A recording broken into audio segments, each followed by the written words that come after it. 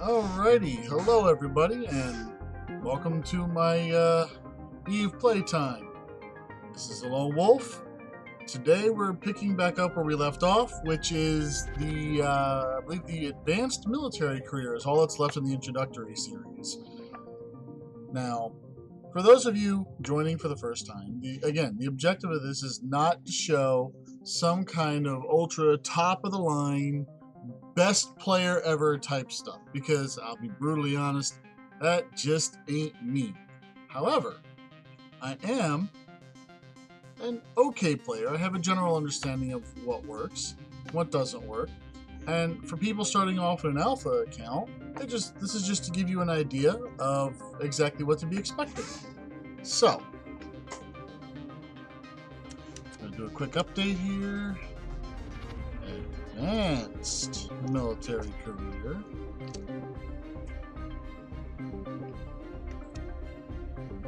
Okay. So again, the purpose of this is not to have some kind of top tier player. The idea is I'm a regular guy. I'm just here to play a game and have fun with the game. And I'm showing what you can do in said game.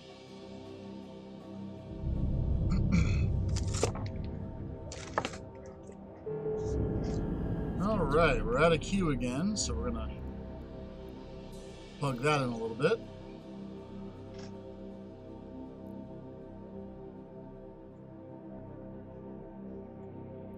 Come on. There we go. Alright.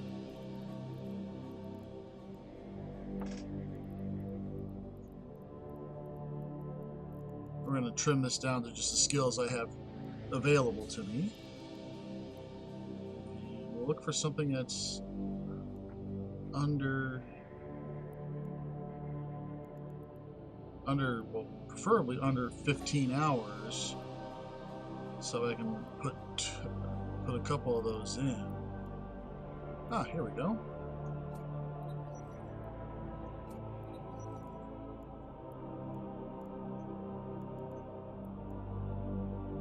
Now, like I said in a previous stream, if you let this run dry as an alpha account, you're wasting valuable learning time.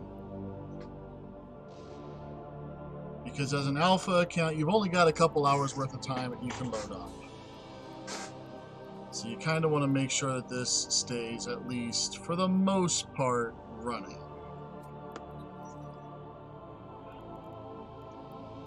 And if you get to a point where, like, okay, well, I don't think I'm going to be playing past this particular point in time, that's when you tack on the long training scan. So that way, as it's going, it gets done. All right. Now, one thing I'd like to make note of at this point, which you may have noticed before, is this up here. As you see, it says Rogue Swarm Alert. The reason that's there is because right now there's an event going on called the Rogue Swarm. What that is it is a multi-phase combat zone that's NPC based, and will have you put up against multiple stages of different numbers of drones. And it's a combination thing. So if you want to get the most out of it, you're going to need a pretty decent ship. I would suggest a cruiser if you're planning on doing the whole thing. If you're planning, because the last thing you're going to come up against is a rogue battleship if you hack the box, and that's not exactly a light duty target. So you'll get you'll get money off of it. In fact, for your typical clear, you'll get between 250 and 500,000 ISK. And that's if you can get the battleship down. Basically, it's pirates, but with rogue drones. Anyway, so that's what that is up here. And it's in your agency tab, which you'll find has a little bit of information in it for you. There's a Rogue Swarm, and you'll get points for completing all these various items, and each one of these markers is a different point level, and you'll get a different item for it.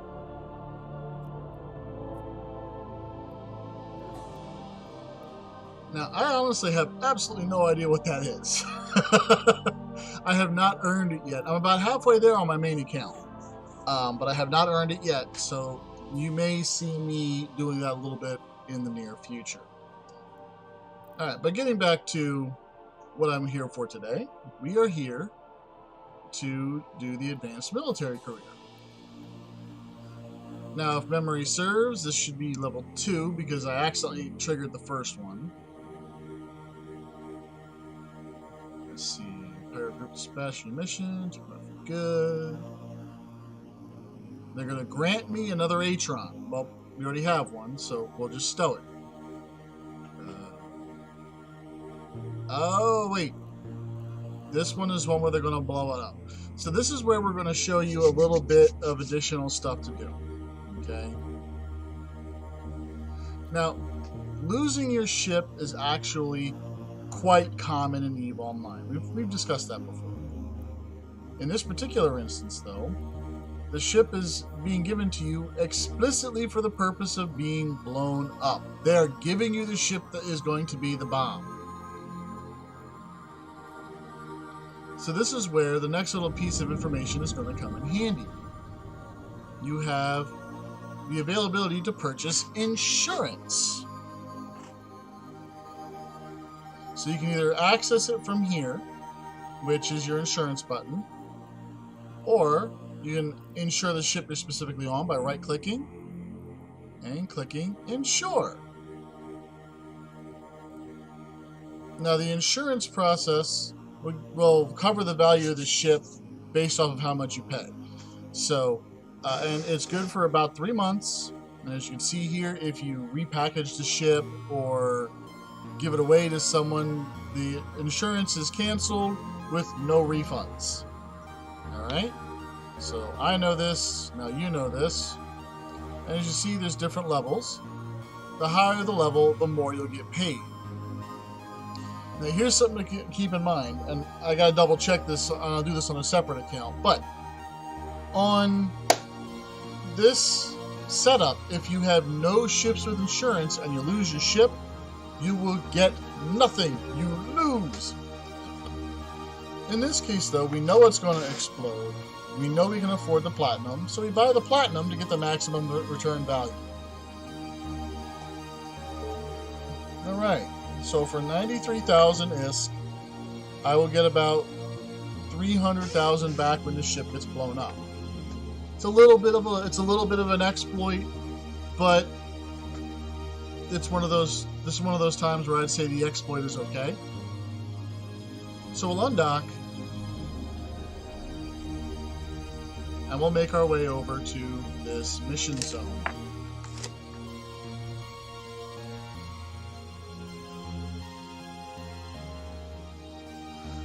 By the way, if at any point in time the audio's kind of overpowering, just let me know, because I fiddled with some settings and I'm not sure I put it back the way I had it before. So if my mic is too loud, or not loud enough, if the game audio is too loud, just let me know, and I'll see what I can do to adjust it.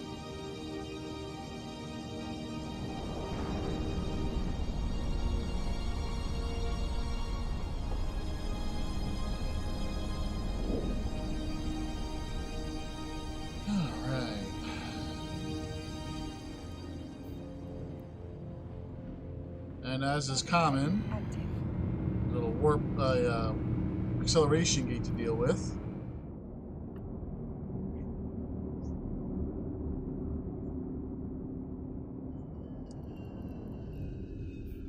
Alright, now if memory serves,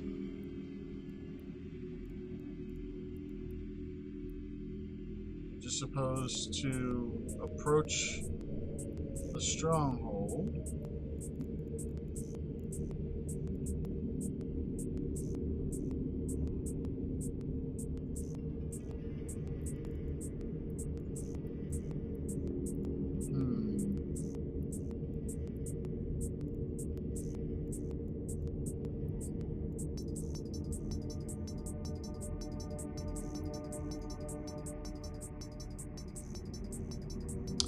You would figure this should actually be on here, but for some reason it's not, so we'll just add it.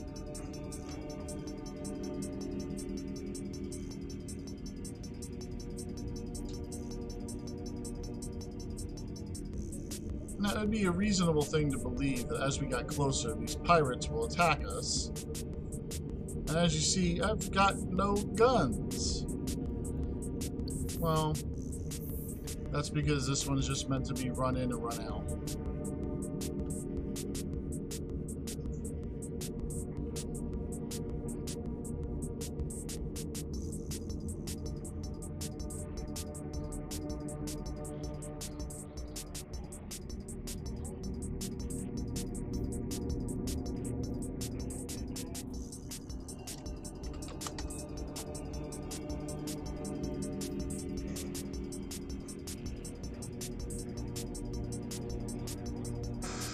Go.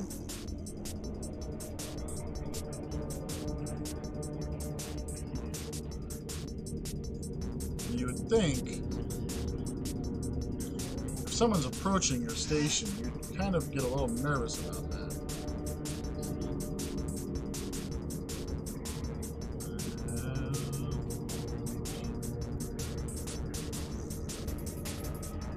Oh, now they're getting nervous. Who's this guy? Why is he so close to the base?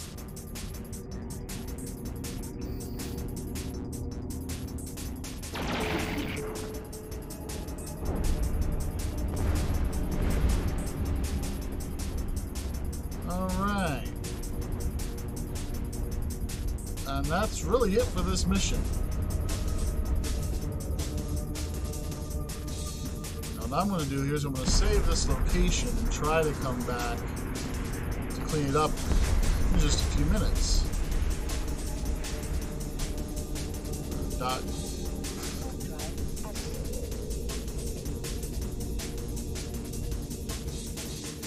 And come back with a ship that's got some kind of cargo space, at least.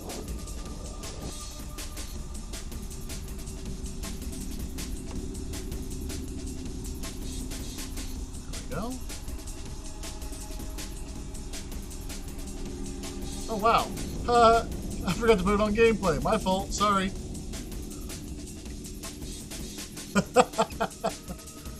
I thought I did that. Whoops.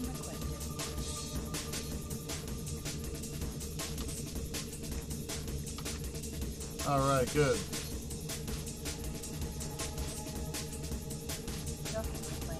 Yeah, I messed with some settings, so now I'm trying to make sure I have this right now. That's all. Alright. I'm going to complete the mission.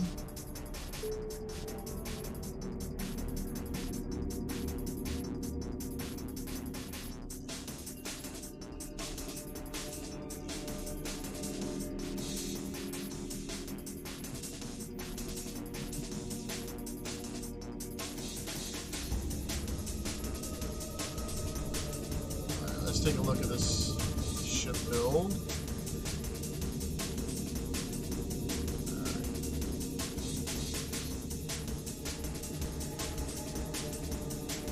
Huh. Wonder why it's being a little glitchy today. I may just have to reboot. Alright.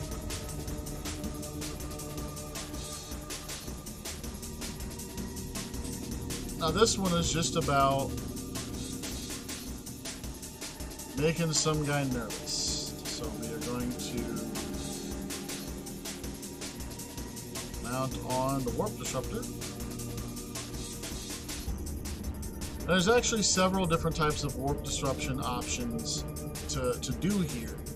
You have the warp disruptor, which is good for long range, the warp scrambler, which is good for short range, and then you have these here, these field generators, which make gigantic bubbles where people can't warp it.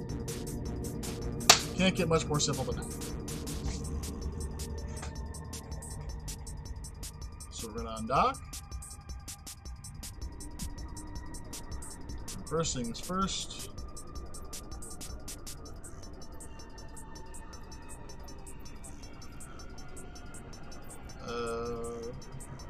Well, I'm going to wager a guess it's that one. And if it's not, we'll get rid of it in a minute. I mean, we'll get rid of it in a minute either way, but the concept still stands.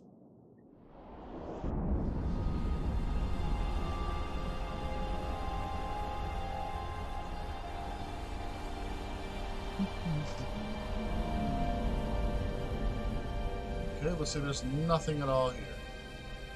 That's fine.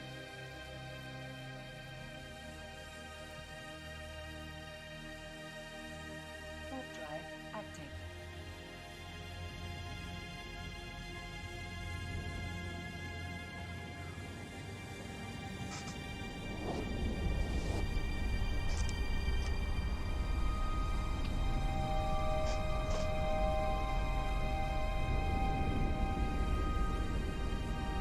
And there's a cargo container we saved space on.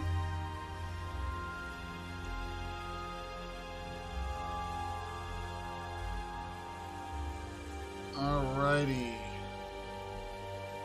Now that we got that box, we'll get rid of the location. And we'll dock back up. Warp drive active.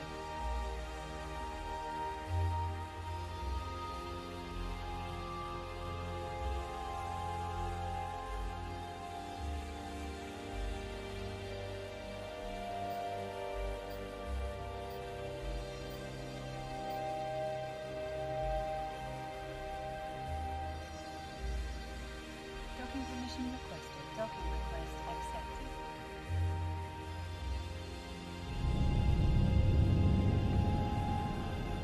Alrighty. And the reason we're docking back up is just to drop off the junk.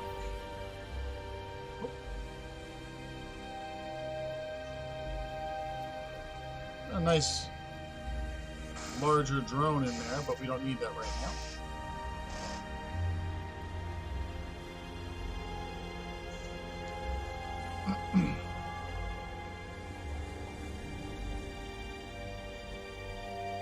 Now what you see here is an abandoned Velotor. Docking permission requested. Docking request accepted. Now you'll find a lot of the rookie ships people just tend to just drop off. I usually ignore them, but in this case, this gives me an opportunity to show one of the feature options that are in the game. So, you have this abandoned boat. That's great. So what do you do with it? Well, as long as no one's actually in it, you see up here it says board ship. You can actually board and take over the ship that has been abandoned. You also have the option to eject from the ship or self-destruct. You can choose to tell the ship to blow up. I strongly advise not being attached to the ship when you do that. But as you see, we eject. Yes, I know. We're now no longer in the ship. We're in our pod outside of that Velotor. Now, this will give you an idea of how big your pod is, and think about the fact that the Velotor is the smallest combat ship you can get, at least for Gallente. So the pod, like I said before, the pod is basically a metal skin around you with a warp drive. So.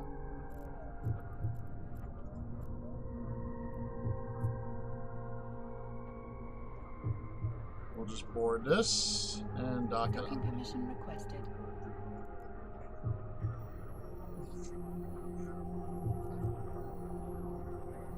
Docking permission requested. Docking request accepted. Alrighty.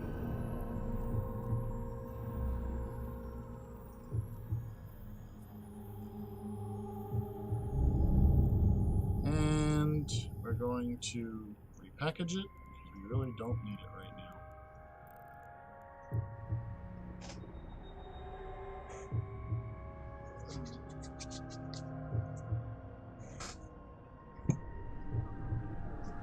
When I'm bored, I sometimes take Velotors out just for pirate hunting. Warp drive active.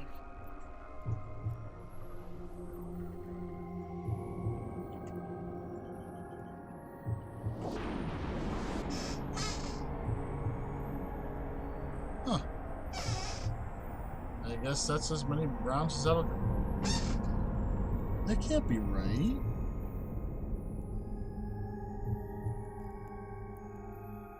Oop, I took all the ammo out.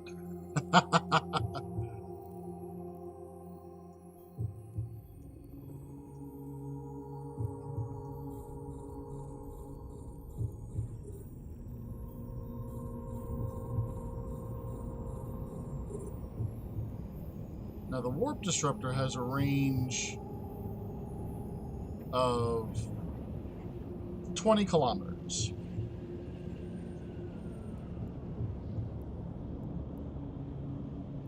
So now that's done. Warp drive active. That's literally all it is. You warp in, you use your interdiction module, which in this case we had a warp disruptor. I mean, heck, it doesn't even have a warp scramble strength of 0, which means it didn't even do anything except for give you the graphics. Wow, I never noticed that before. That's kind of pathetic. Docking request accepted. That makes those pretty darn worthless. All right, let's go ahead and put some bullets back in the ship, and then turn in the quest. And I have a feeling the next one's about webbing. Oh, it's a remote repair.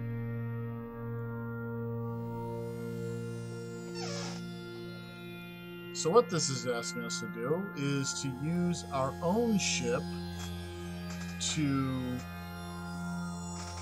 repair another ship.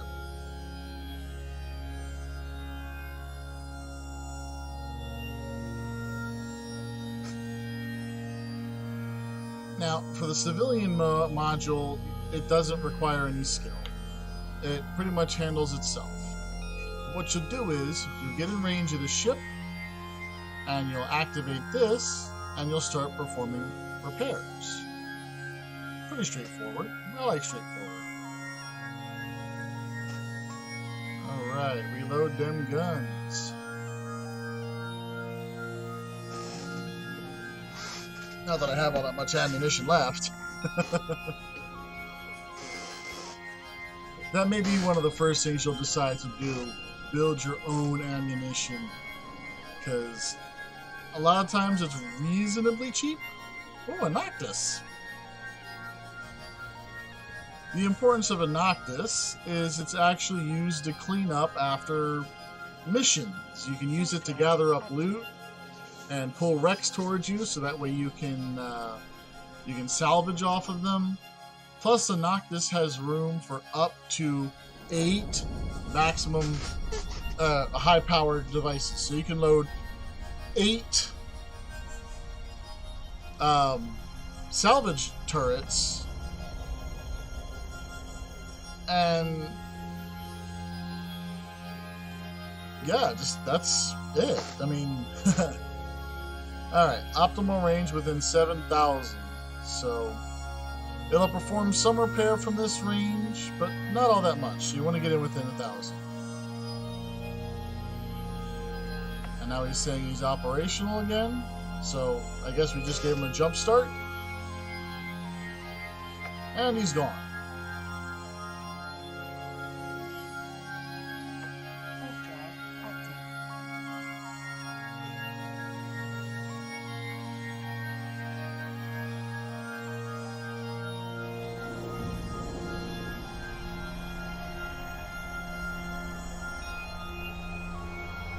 So now we head back, dock up.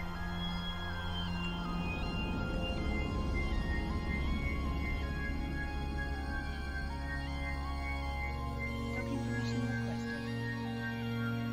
Docking request accepted. And we'll turn in that mission. It's a relatively straightforward mission, already done. Now that'll come in handy in the case of, say, we go into a combat mission where the main objective is to... what am I thinking of? Save other ships, or if you're in a fleet with multiple ships and you need someone to keep those ships alive in combat, that's what you use that for. What was I doing? Ah, right.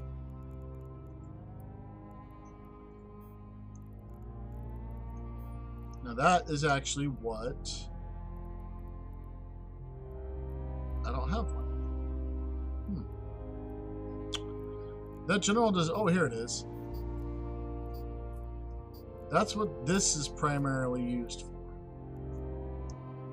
You put repairers on this, and it does a really, really good job of handling your repairs. So we're gonna train up on this newest book we just got, and it's a level 1. Let's see, do I have any points to boost with? No? Alright. So in...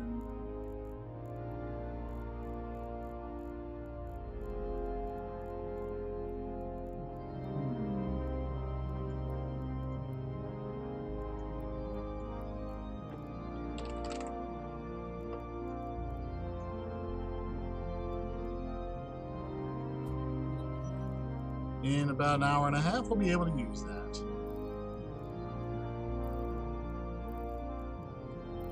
Moving on. Next thing we have here. Alright, so this is meant to show you that you will get blown up. Alright. So they give us an incursus.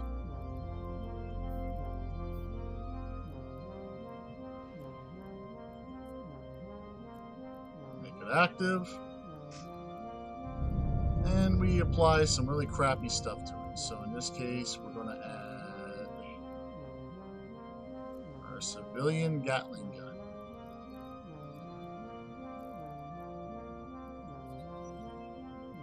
And we can get a couple more of those really quick by simply assembling, stripping, and repackaging of Velotor.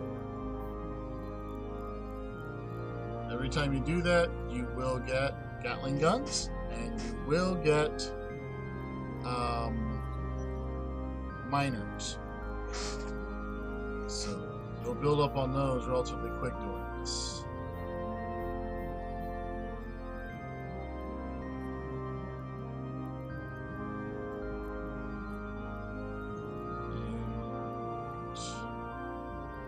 And I think I'll do it one more time.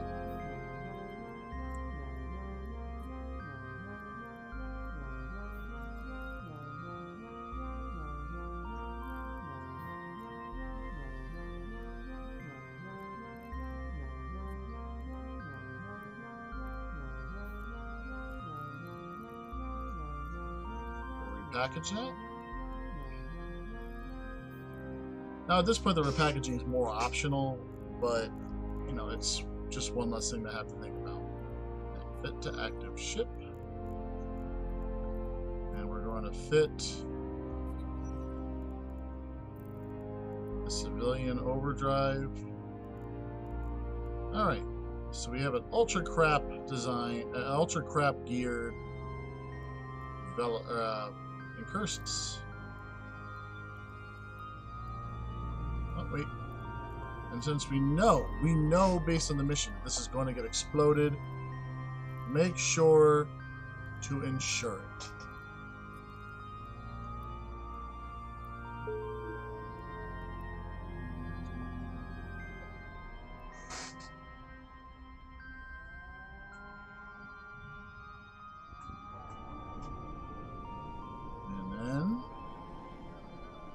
Take care of the mission.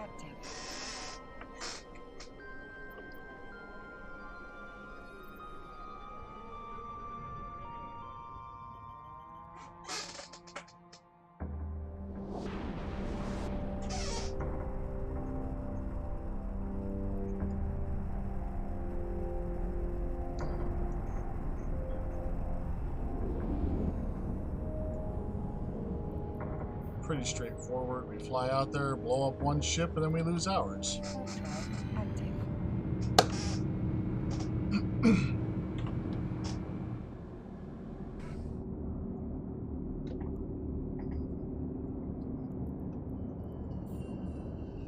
There's a Merc.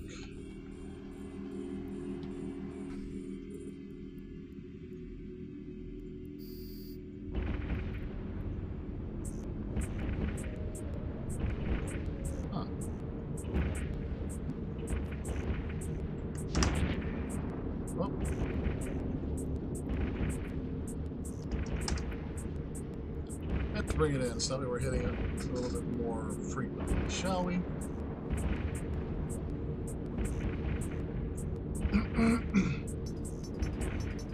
Now, when we're not intentionally giving it a crap build, the Incursus actually does a really, really good job for a base level frigate. As a gunboat, as I mean, it's meant to go in for assault. That's the reason why they use it as a base platform for the assault frigate design.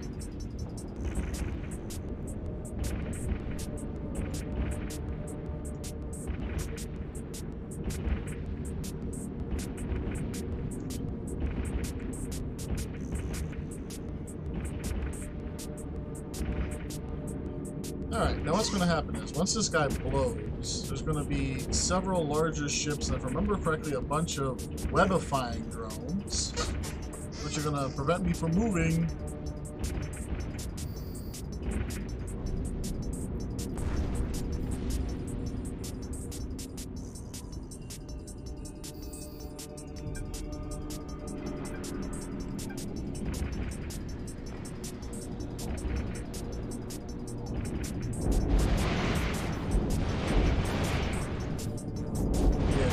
Hammered pretty hard here.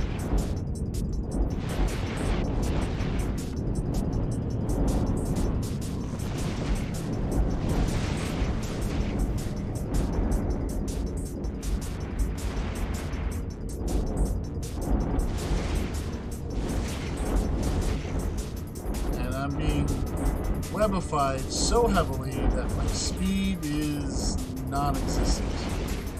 I'm moving at 12 meters per second. Now, yes, I could try to warp out, but it wouldn't work.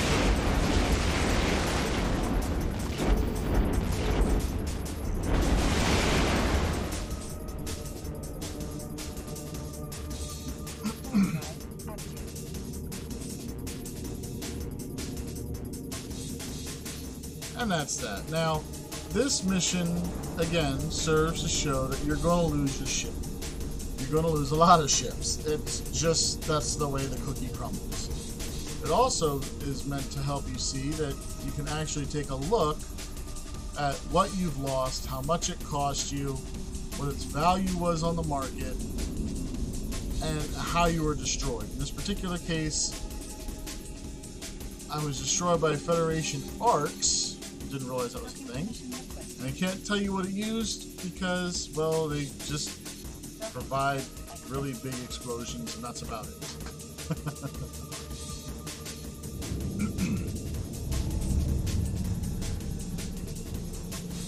So we're going to turn that in. Now we made a pretty penny off of that because we knew what was going to happen. Alright.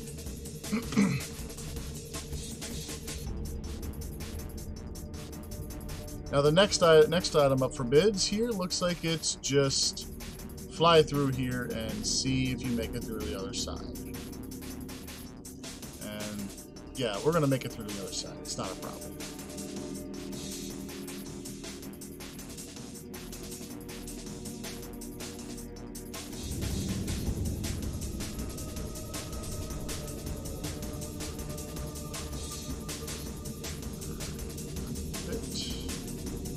We are going to slap on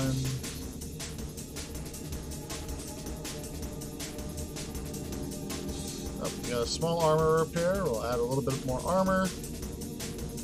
And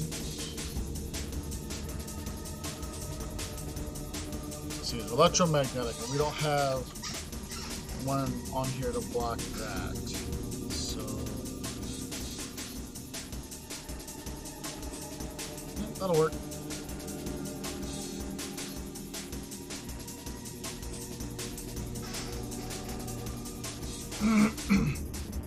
Quite literally, the entire purpose of this is going to be to fly through a cloud that could possibly damage you.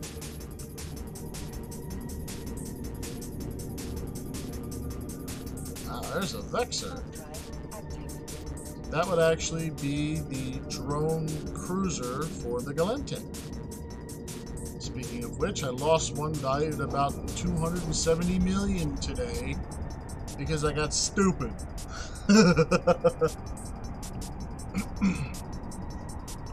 Made the mistake of letting myself get angry because someone stole my stuff in the middle of one of the drone things.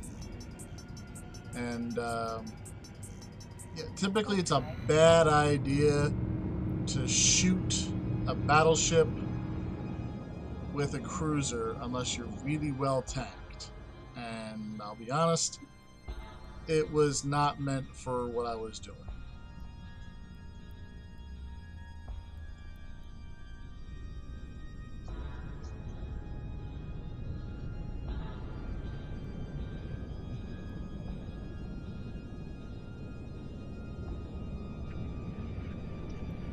And this is it. Literally, fly through this, take some shield damage, and a warp out.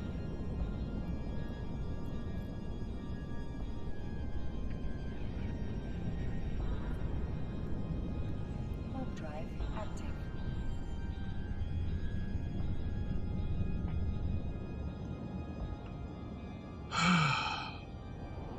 Sometimes I wonder why I'm showing this, and I realize that I'm showing it because, you know what, maybe you'll see this and realize that it's something that's interesting.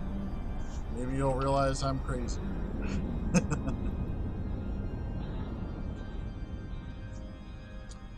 Docking permission requested. Docking request accepted.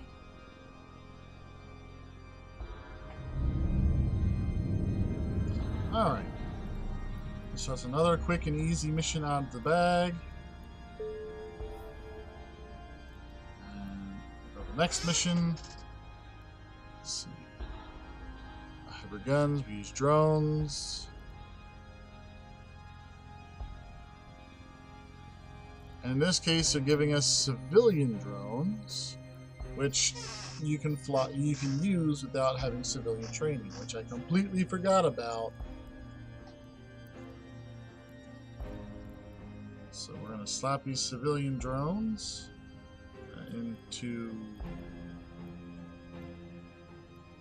the Tristan.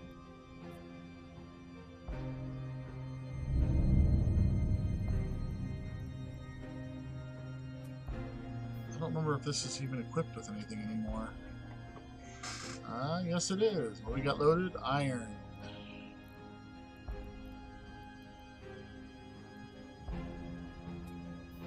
Have any more iron charges? Yes, I do. So let's go ahead and load those up. Let's see, do I have any room? Do I have any ability to make some stuff? I don't like using antimatter charges unless I'm doing specific stuff, but nah, I don't have enough. Let's see.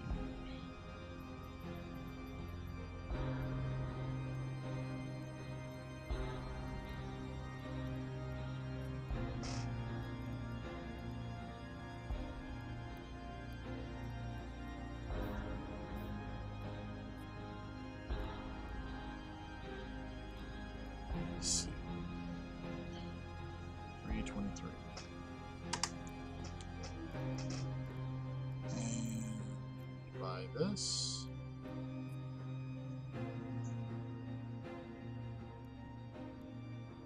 That's the best price right here. Looks like it is. Alright, looks like a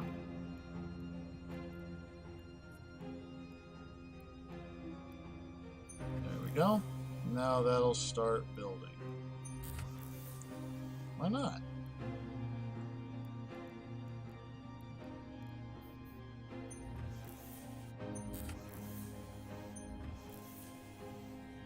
Oh, for the love of... Sometimes you get a kind of weird and glitchy like that.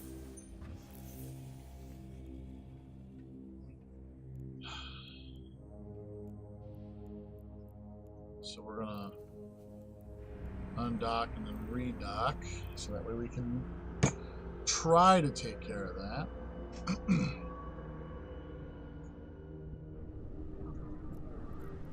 Docking permission requested. Yeah, I know. Docking permission requested. Docking request accepted.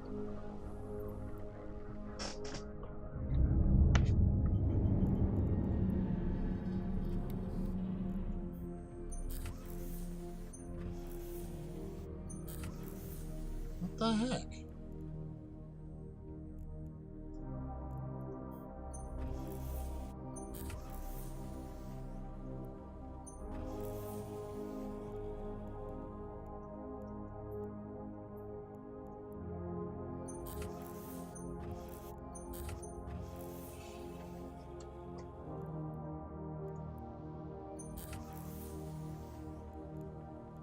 Whatevs.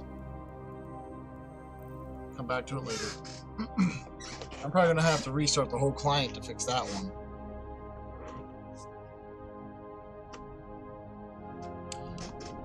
Alright, as you see, now that we have drones in our bay, we have a new window.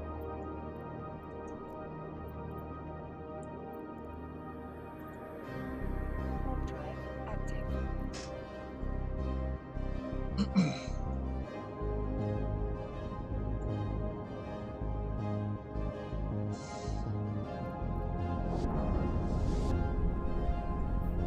Now with this window, you can take a look at the current state of your drones, what drones you have in your bay, how you organize them.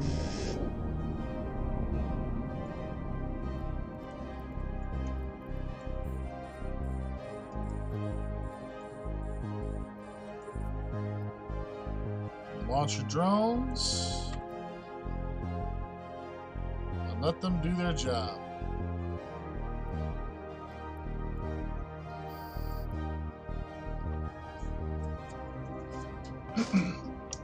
The only downside is that the lower level the drone is, the less likely they are to work really well.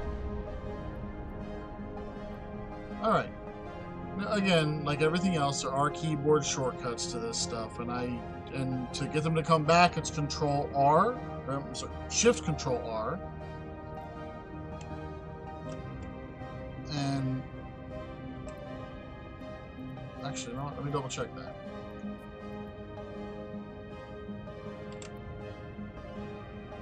It's Shift R to launch them, and F to tell them to go fight your target. What I normally do is I come into here, and I'll add a shortcut to drone control to launch the drones. I normally make it Shift F. And I set it up where to reconnect to lost drone by making it Control Shift F. Because it's very easy to inadvertently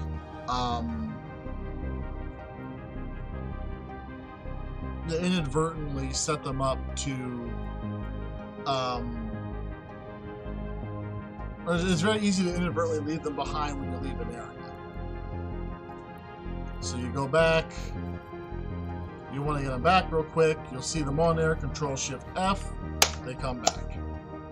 As long as you have room in your drone bay. If you don't have room in your drone bay, you'll have to scoop them into your cargo bay, which you can do by simply right-clicking and then click Scoop to Cargo Bay.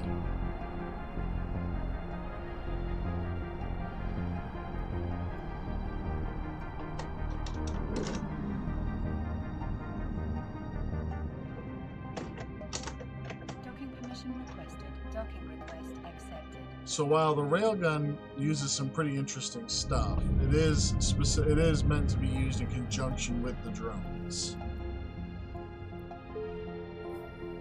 Alright, so drones are complete. In this case, we are saving hostages. And this is meant to act in a similar way to if you were in a fleet. So that way you get some kind of idea of what's going on. So now we're going to undock. And in this particular version, your objective is to do what the fleet commander tells you. If you don't do what the fleet commander tells you, it fails. Warp drive active.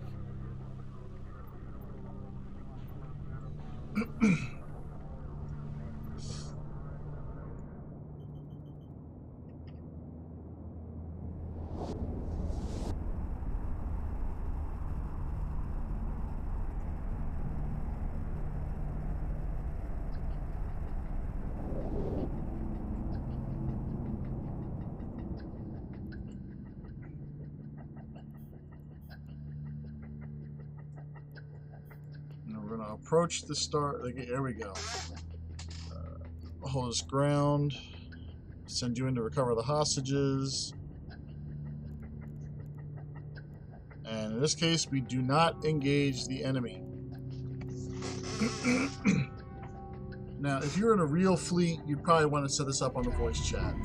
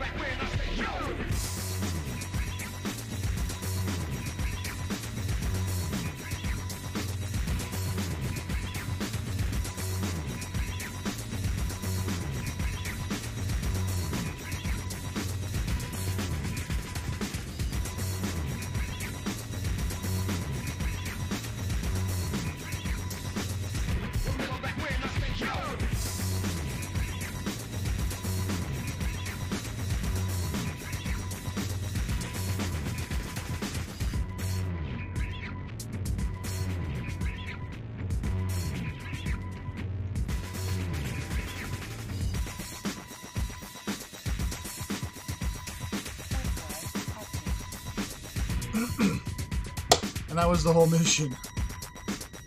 Warp in, fly very quickly, steal the hostages, run away. Again, the idea is to give you a general concept of what it's like to fly in a fleet. In fleet actions, you'll be given targets. 1 or 2 people will be in charge of different things, giving you orders as to what you need to shoot, what you're not supposed to shoot. You know, exactly what you'd expect, more or less, from a raid.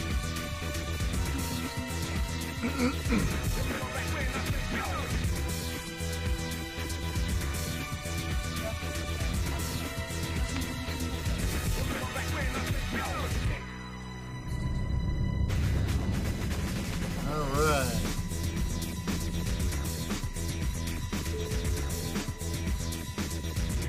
Two more missions to go, and then we're done with this whole, you know, introductory thing. Alright.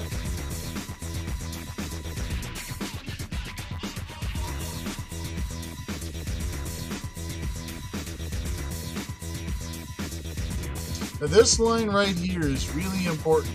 Do not get close to the police, because if you're using the weapon fire and the police see you, they will shoot you. I learned that the hard way, on accident. I was showing my son what would happen if someone hit you with the web of fire and I was too close to the guns, and the guns went, boom! One shot, my Atron was down. Alright.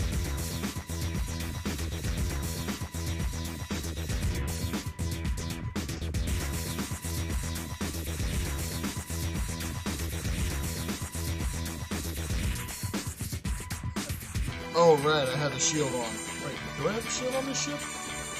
Nope.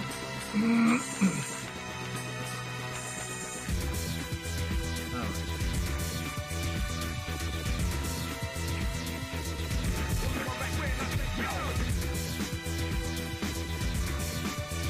Let's see, what else can I fit onto this boat?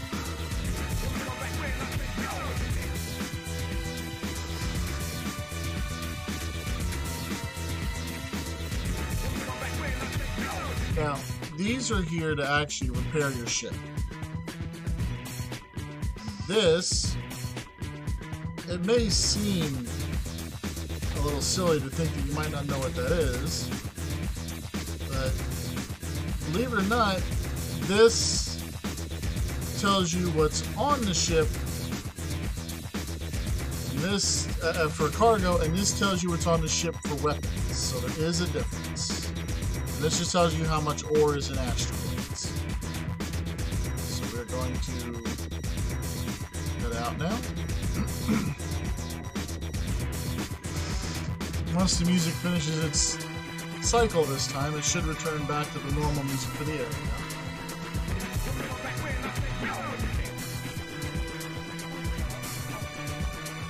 Or I may have to...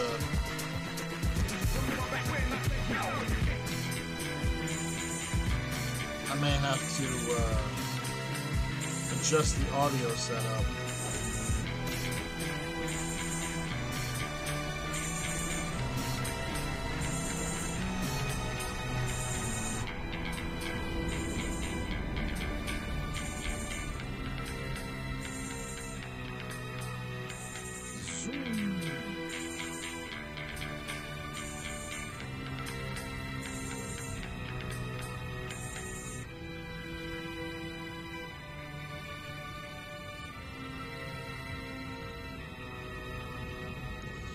Now the web of fire has a range of 10 kilometers. I'm pretty sure they all the web of fires have a range of 10 kilometers. And their entire purpose is just to slow down the boat.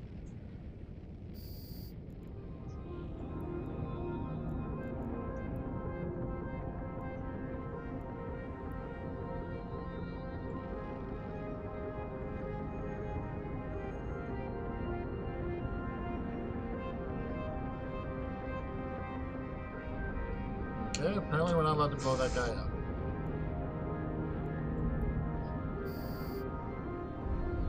And Concord blew him up. Now, as you see, it's got a blue ship there. Yeah, that's the guy that'll mess you up if you violate the rules of HiSec. Active. takes a couple seconds for them to show up, but they'll show up, they will lock you down and blow you up.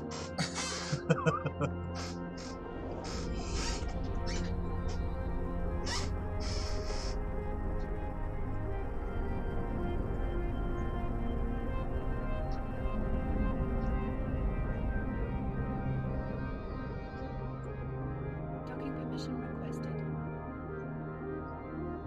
Docking request accepted.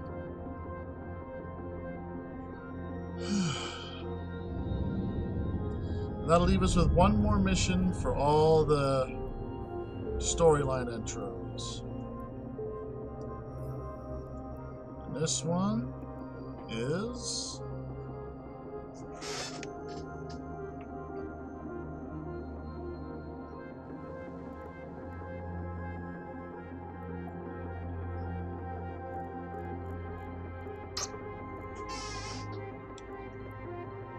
gonna be fun.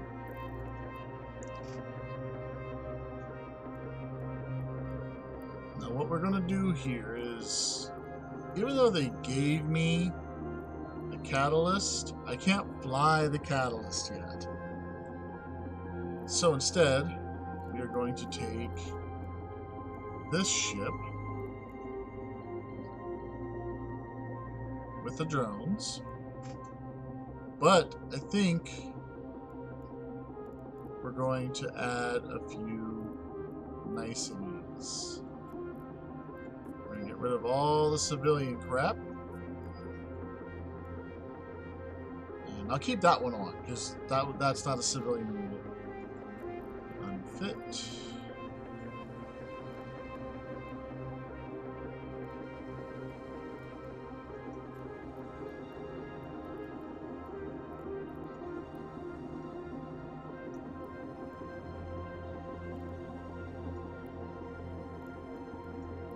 Take a look over here and see what we got.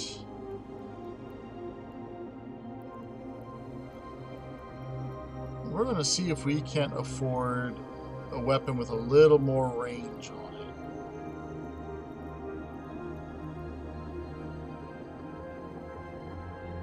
it. So I think I'm running a light electron. Yes, I am.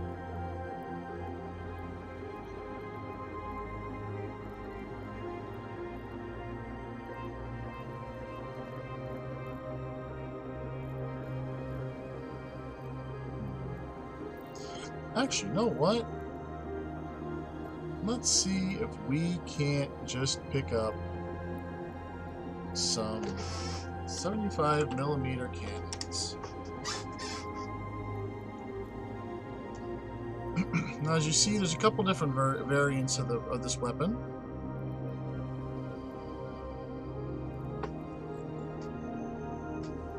This is the base level, and then there's a few others that, if you can find them,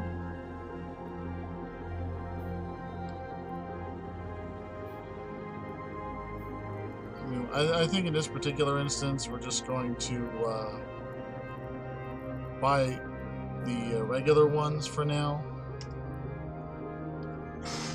And this is where your ammunition becomes that much more important. And the reason is because you have to choose whether you're looking for range, power, or an average of the two. So obviously, the shorter the range, the harder it hits. The longer the range, the softer it hits. But at the same time, that's not necessarily a bad thing when you're dealing with keeping ships far away. Now, this weapon here, as you see, has an increased optimal range of 60%. So it adds almost a full half of your attack range. But it's also the lowest damage of the options. Whereas your highest damage, right here, your antimatter charges, you cut your range in half, but it punches a lot harder. Me, I usually prefer...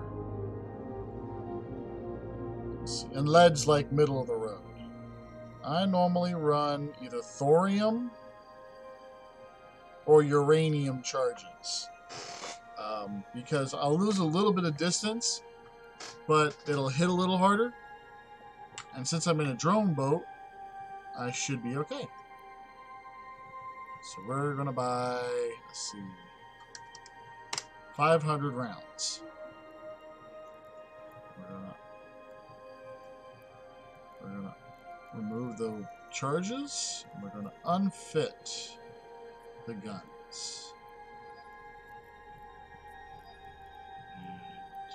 And then we're gonna equip the 75mm cannons.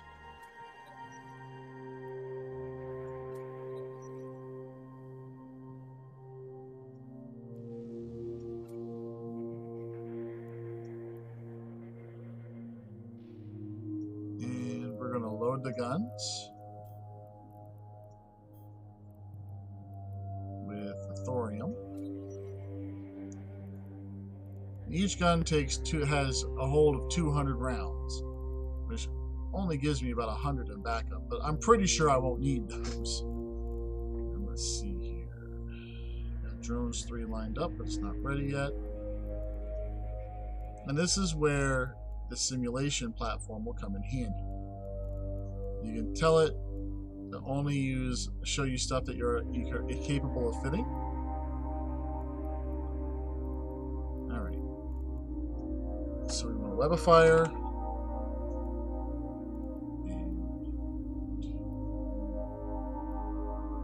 And stasis web of fire is fine for what we're doing.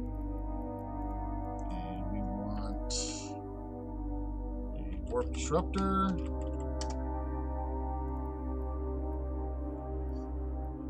Now the thing to notice is as you're flipping through these, it actually shows you on your screen right here how much computer power they're using. We're just going to run with a basic warp disruptor. Clear this off. And we can actually choose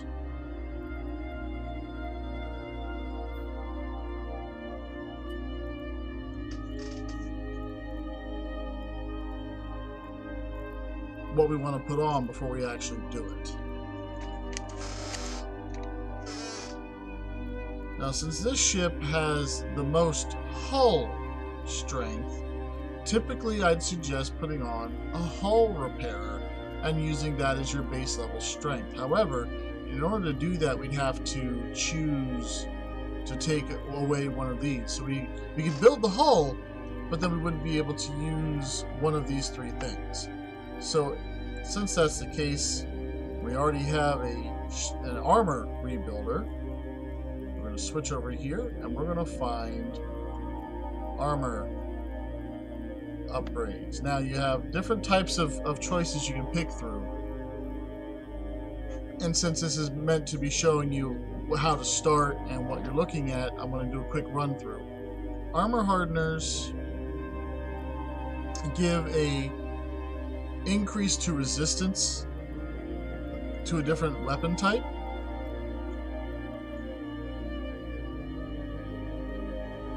That, if I remember correctly,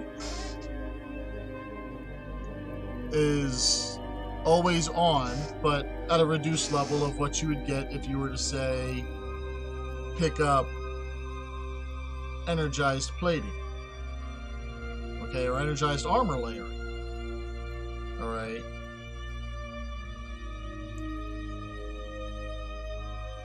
And what this does is it, well, as you see right there, it increases your strength using magnets.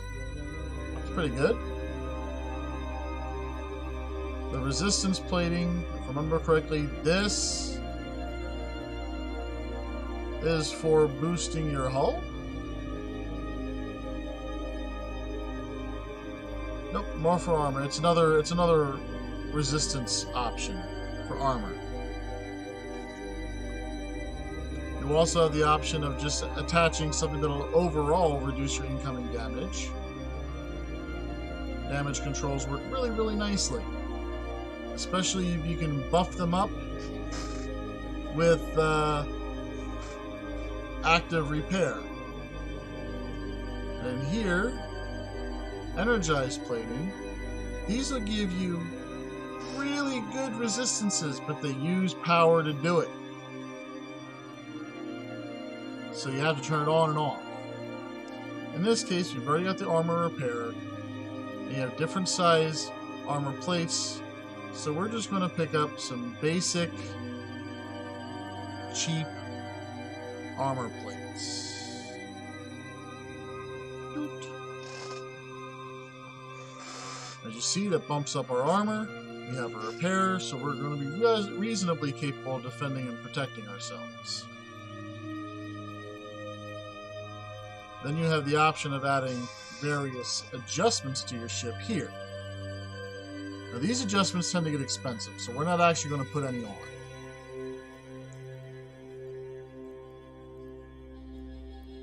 And then if we want to just buy them, come over here.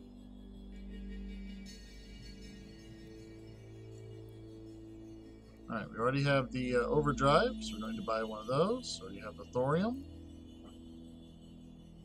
We already have this. Don't need the Tristan, we already have it.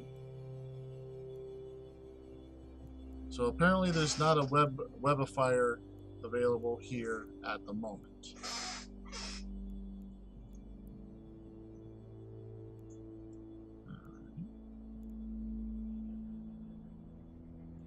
I'm sorry, disruptor. And apparently they don't have the armor plating here right now. So this is all we're going to be buying like this. Right.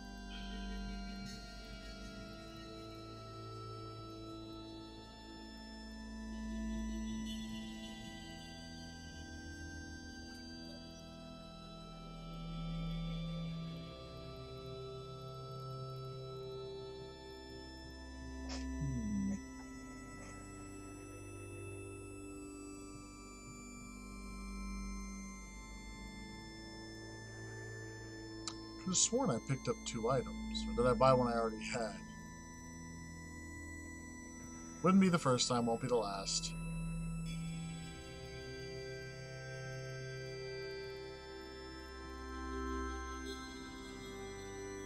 Ah, there it is, a stasis webifier. Alright, now I just need to add a disruptor, warp disruptor.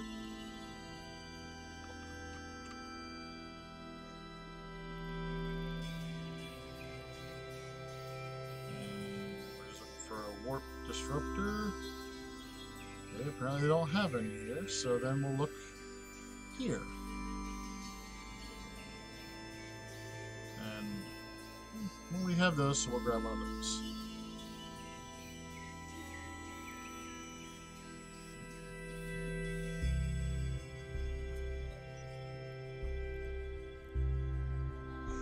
And the last thing I wanted to do was strap on some additional armor.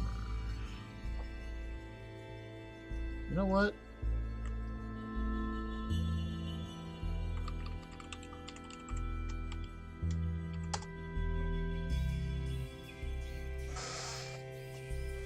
Guarantee you they have some of these. Yep. A little pricey, but they'll do the job.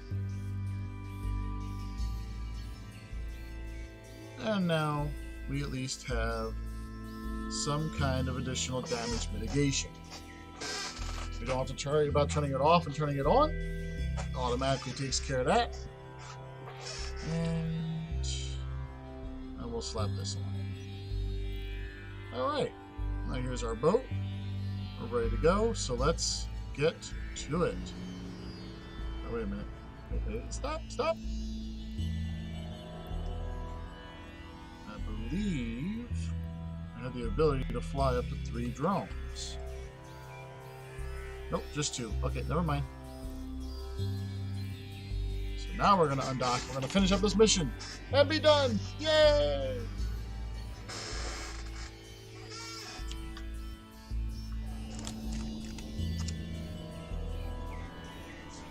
Ah. All right.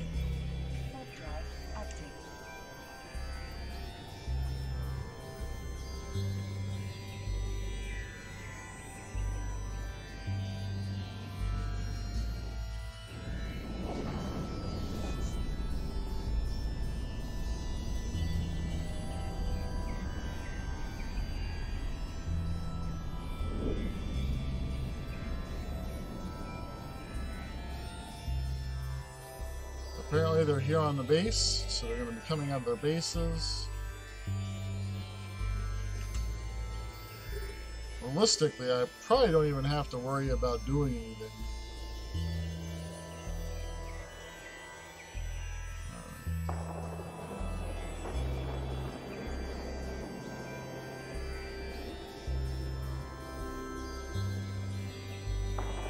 As you see, the drones are already going to do their thing.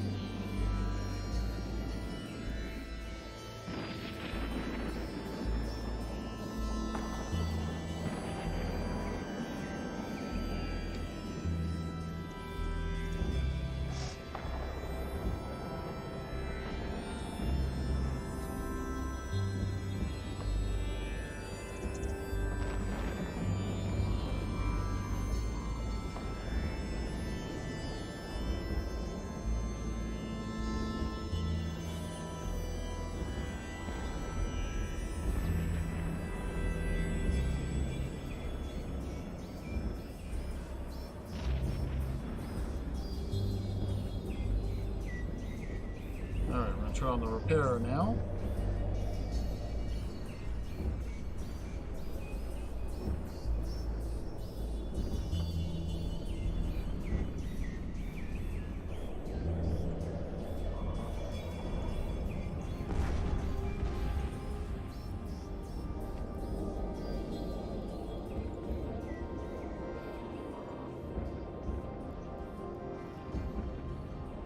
Now, tone you're hearing is letting me know that I'm low on capacitor from me using these various tools.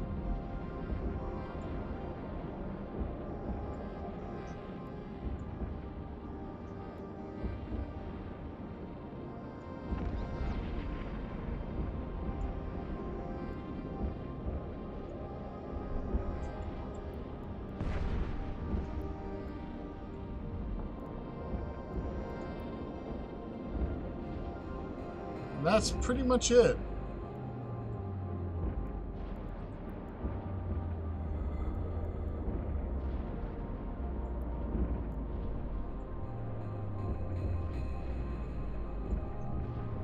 At this point in time, we can keep smacking that guy until the capacitor runs out. The capacitor is empty. Well done. That was it.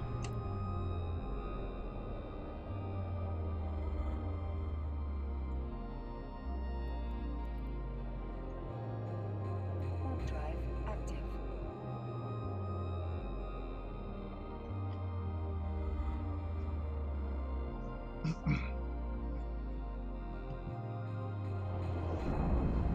We dock up, turn into mission, and that completes all of the basic introductory storylines.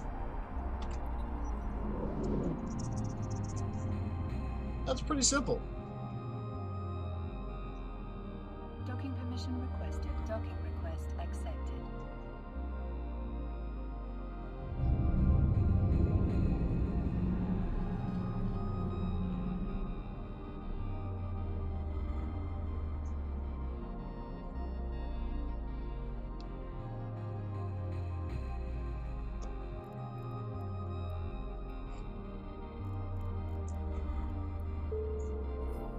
And realistically, that's it. That is your basic primer. Now, if you notice, there was a lot of stuff it didn't really go over. And that's the reason why I made this video. That's the reason why I've made this video series. There were a lot of things I did not understand when I first started playing EVE Online. I didn't realize where a lot of the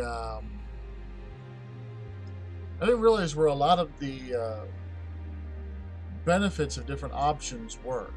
I didn't realize that the directional scan was more than just something to look where I'm looking. I didn't realize that the insurance part was important. I didn't even understand exactly the way the agency system worked because it was not really well identified. Okay. And I'm the kind of person that tends to really push until I figure out exactly what I'm doing. That's part of what I do when I'm playing a video game. But that's not everybody. And it's really easy to miss something that's really important to the game if the game doesn't tell you it's there. So to me, it was important to show people the various aspects of the game from a new player standpoint. I completely went with a whole new account setup. This account has nothing else attached to it. And so it was a little bit harder for me to sit here and say, oh, well, I'll just give myself X and I'll just give myself Y. Because you can't do that. Now, there are still plenty of things to show. Like this here, this actually shows you your various income and payments for a given time frame. You can use this to look at your auction house orders. You can go here to see a total of the purchases you make and the selling you've done. If you're a big mining person, you come over here into business and you can even take a look at a mining ledger, which will tell you how much of what you have mined. It'll even give you its estimated value. So as you see here, I mined some Kernite, I mined some Plagioclase, I mined some Veldspar, and there it is. I can very quickly get an idea of how much I've mined. I can get an idea of how much space it takes up, and even value to sell. I didn't find that out for months. I just realized you couldn't see that. So I'll do it again.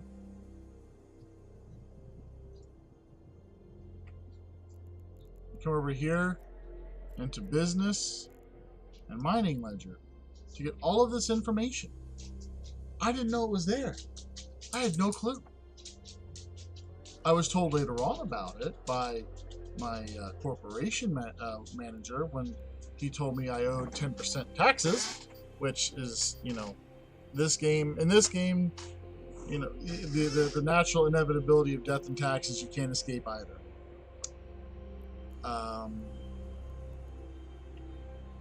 So there were times that I wished that I had had something to give me an idea of exactly what I was supposed to be doing. And that's what this is for. It was entirely for helping out people who would be interested in trying out the game. The game is fun, but it's a little tedious. There's a lot of boring things about it. But if you're willing to bypass all that, you'll find a very enjoyable game.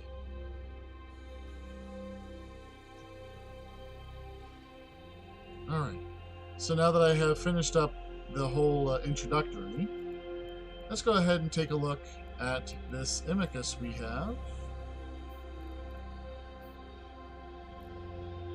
We're going to assemble the Imicus.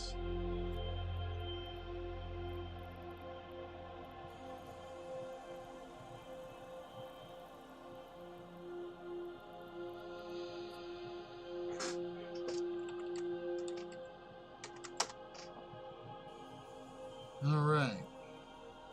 Now the big thing to remember about the Imicus is it is a search vessel. It's really not designed for combat. Alright, this is an exploration vessel through and through. So what you're going to want to do is you're going to want to equip this for that purpose. Now, one of the things I like to suggest, especially if you're just starting out, is to add this channel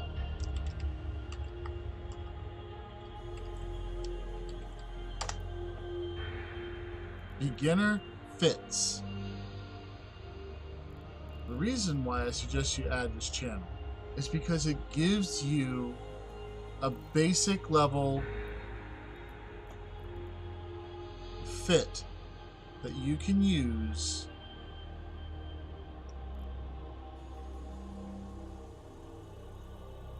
to actually do the things you're designed to do.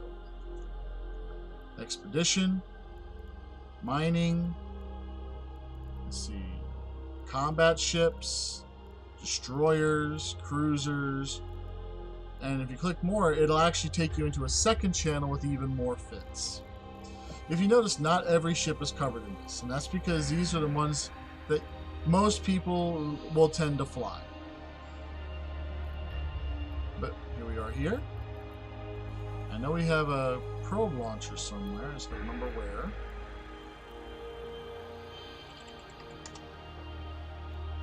Nope. Alright. So it's gotta be on one of the boats. Do I really not have the probe launcher right here?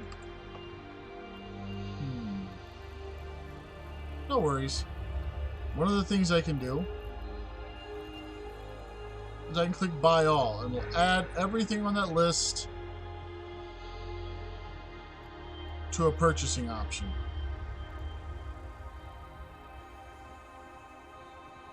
Now this ship, we're gonna cut the hobgoblins out because you can't use those yet.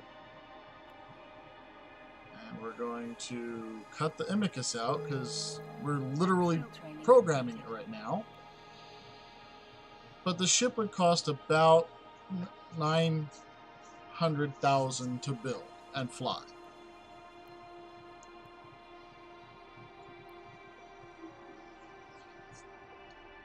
So we're going to fit this to the ship. And it'll tell us whatever it cannot fit to the ship.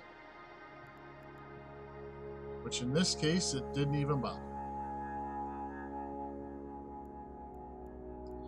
Now these components down here, I haven't had a chance to go over yet, but these are hull upgrades, which allow you to turn and go to warp faster. Your primary concern with this ship is getting in and out of scrapes as safely as you possibly can.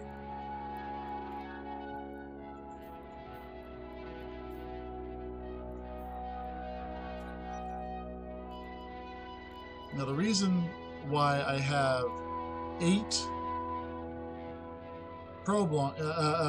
16 probes when the launcher only fires 8 is because it'll automatically reload for my next use.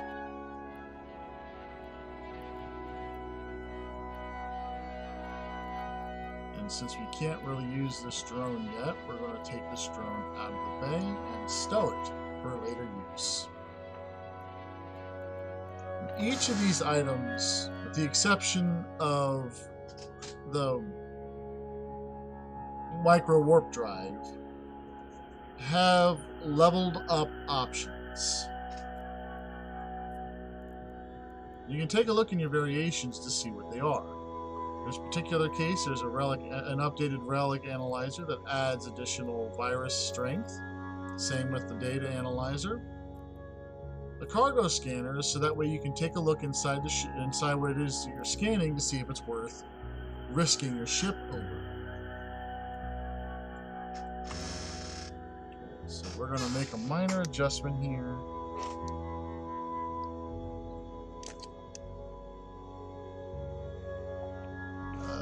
Let's see.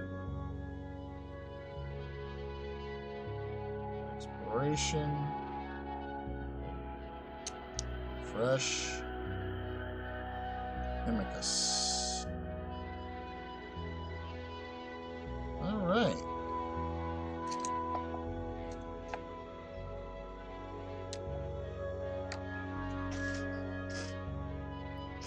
Now, like I said before, exploration in this game is quite possibly my most favorite part of this game. I love exploration. So we're going to go ahead and do a little bit of exploration. But we can't do it in where we are because, for the most part, it'll be trial stuff. Meant to teach you what's there instead of giving you anything that's worth doing. So we are going to warp out of here. Warp drive active.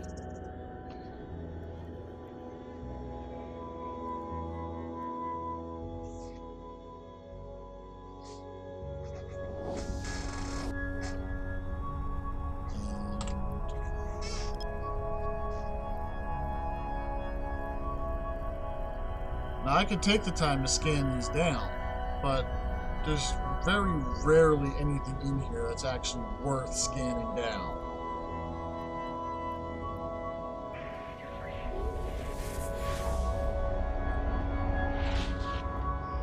Alright.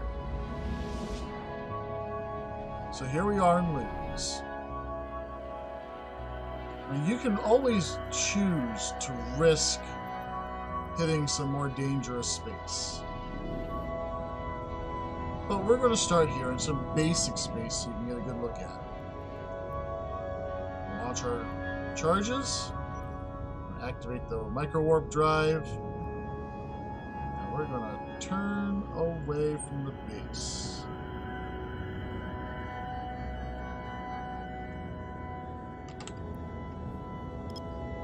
Now, as you see, there's really only one thing here.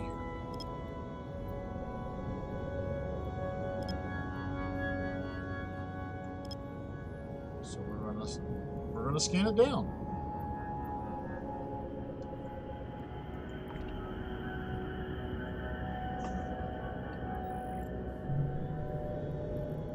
And there's a venture around here, and that's it. So this is a reasonably safe place to be right now.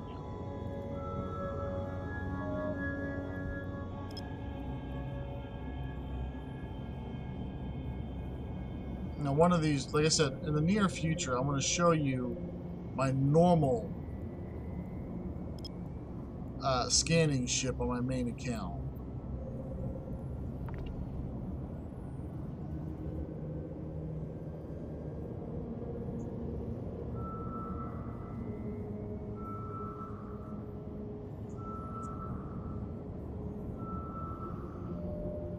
Ah, it's a wormhole. Perfect.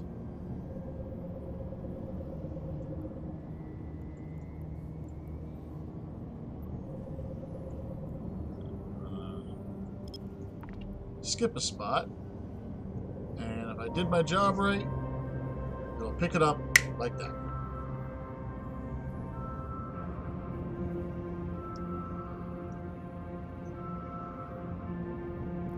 All right, and since that's all there is, we're gonna pull our probes back, and we're gonna warp here. Warp drive active.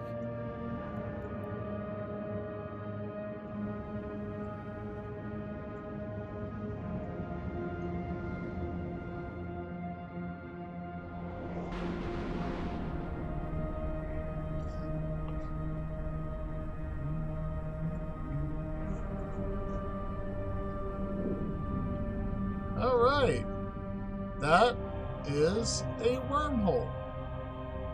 Now, as you see here, it's got its own 4-character designation. Now, believe it or not, K162 is probably the most common wormhole you will see, bar none. Okay? Reason is because this is the exit wormhole designation. So if you take a look, this leads into unknown parts of space, which means it goes into wormhole space that's relatively safe. That's relatively dangerous. It's like the least dangerous of the dangerous, but it's still there. This wormhole's beginning to decay and probably won't last another day. And since nothing's really gone through it, it's relatively safe to enter. Now, I want you to take a notice of something here. Alright? Take a look here. See, we got our stuff. Take a look over here. We got people on local.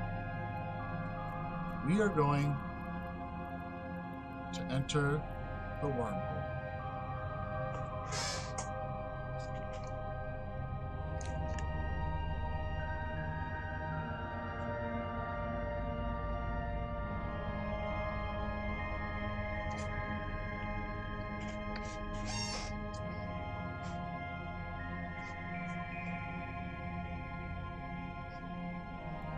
Must go faster.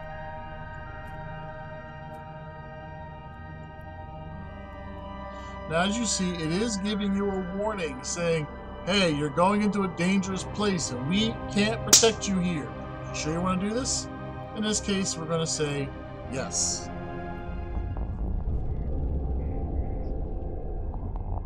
Now, this is quite honestly very dangerous. Because as you see, all of a sudden our combat system is blank. Nothing is in local. So we have to rely on our sensors, which as of right now shows that there's nothing around. We have to rely on our scanner probes.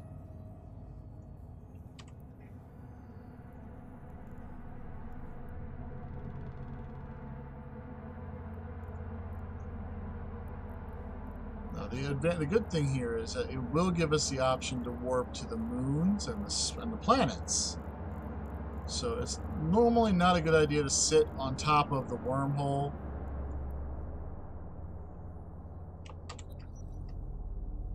But if we were to leave right now, we'd be stuck here. So what we do is, we know this is where we are. We know there's a wormhole here.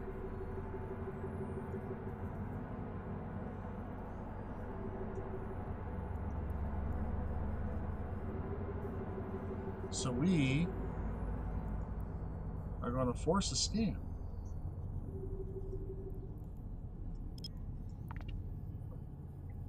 What that'll do is it'll automatically put our exit wormhole in. Bing! There's our wormhole. That's the wormhole we are in. Right, we just came through. Make sure to save that location, because you are going to need it. Now, let's go ahead. We're going to warp off to the third planet. And we're going to warp to within 100, so that way, if there is anybody or anything there, which isn't terribly likely right now, okay?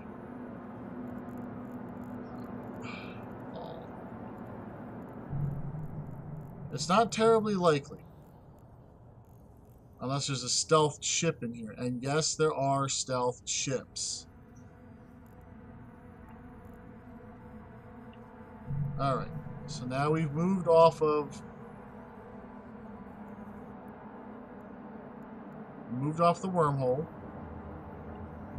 So what we're going to do is we're going to keep our scanners reasonably active. Now you have your choice. You can either randomly pick, or you can start from A to Z and then work your way down. And we'll just A to Z it for now.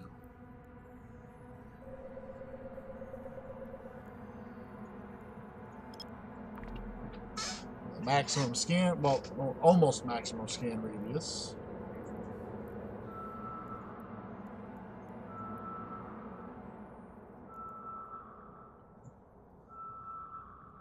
And our stuff's going to rearrange. And that's exactly what we wanted to see.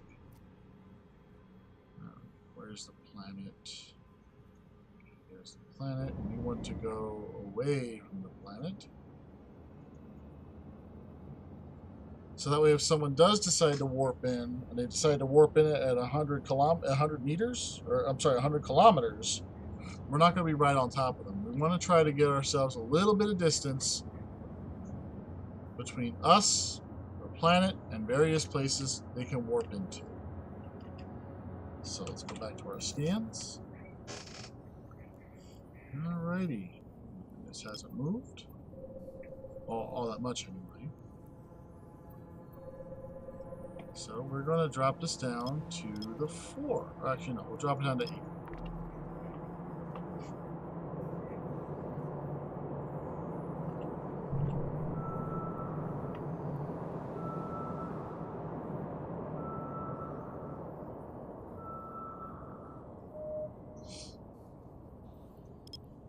Probably could have dropped it down to 4.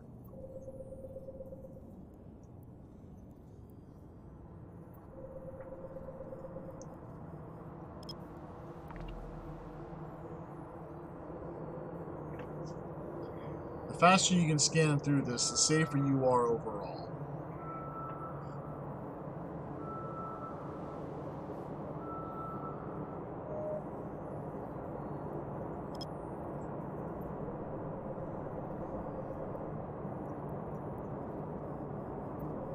I don't like the fact that it didn't adjust at all. It might actually be a little too strong for us. Now again, this is an alpha clone. It's fresh off the block, so... Ah, it's another wormhole.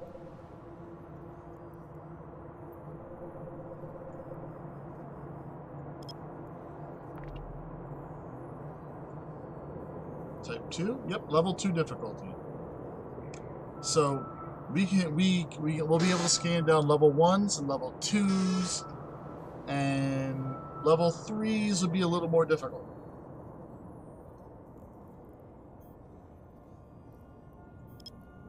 So we're going to bump this back up to 8 and come over here.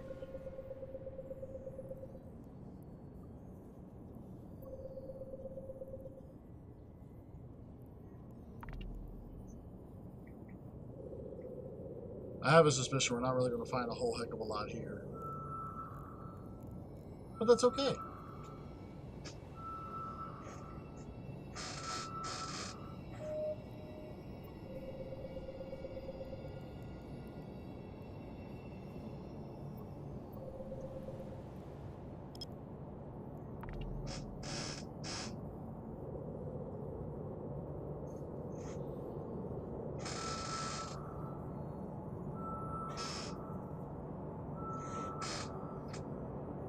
What do we got here? Looks like, yep, a pair of gas clouds. So we're going to go ahead and scan this down.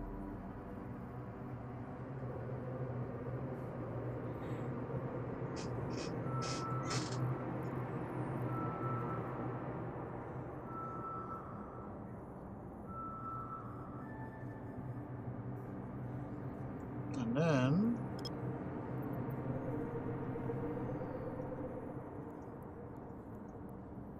we'll scan this.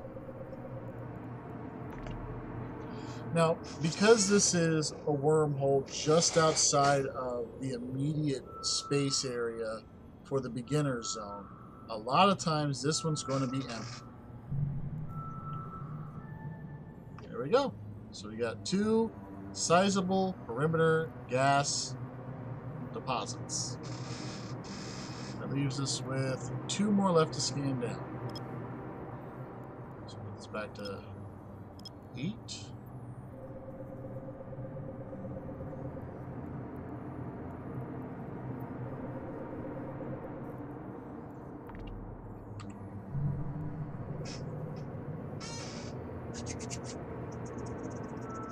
See what we find.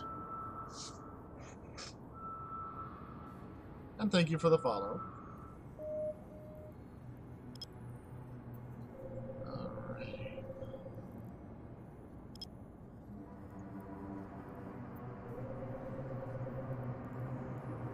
Actually, I'm not too confident on that one. We're going to go ahead and put it to 4.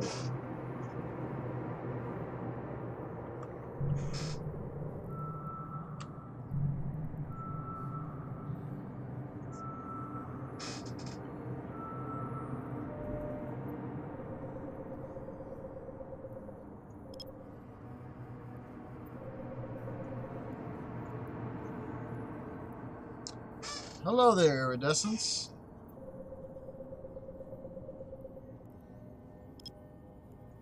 Not sure how long you've been on, but as the title should say, it should more or less let you know, this is to show people what EVE is all about and how the game basically plays. This one might be a little bit more tough. We're going to bump it down.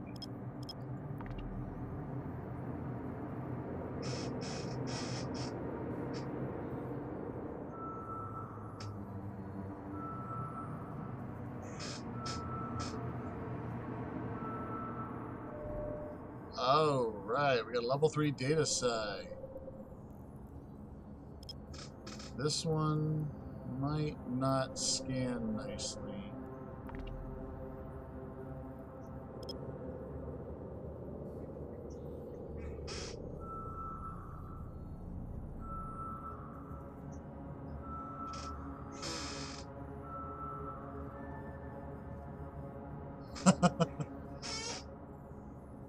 Yeah, it's relatively, once you get the general concept down, it doesn't take too long to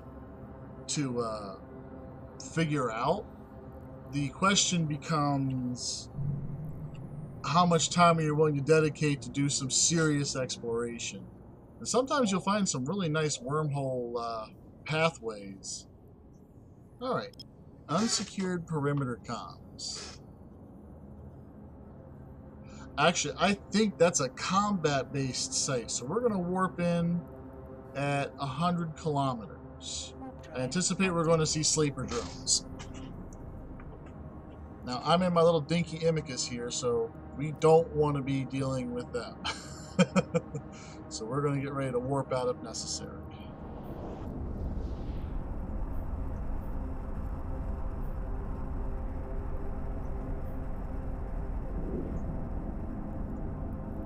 Yeah, we need to get out of this area.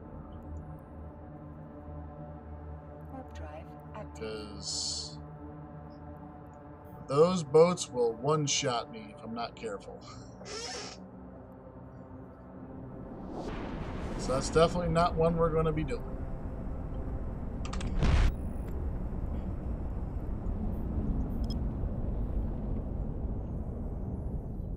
Did they? Oh, that's right. I was in warp, so it wasn't going to. There they go. And now we'll scan down this last one in this area.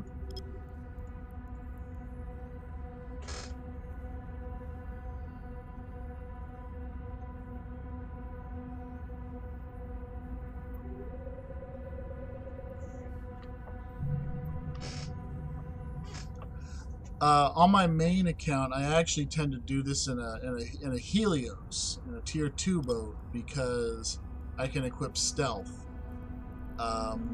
Unfortunately, stealth is not an option for alpha clones, so you run your risks.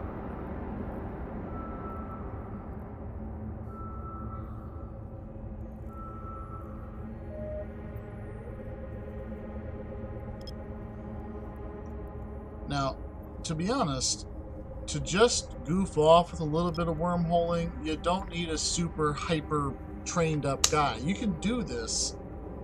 I'm doing this on an alpha clone that's got like 5 days of training on it. And another gas pocket.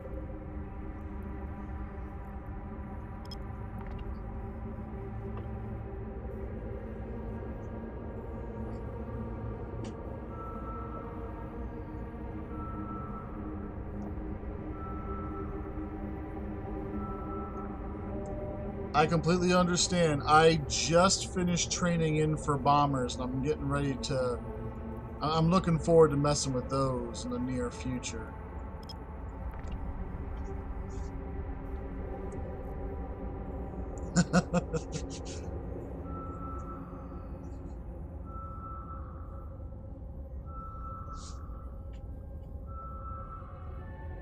Alright, so there really wasn't a whole heck of a lot here worth looking at.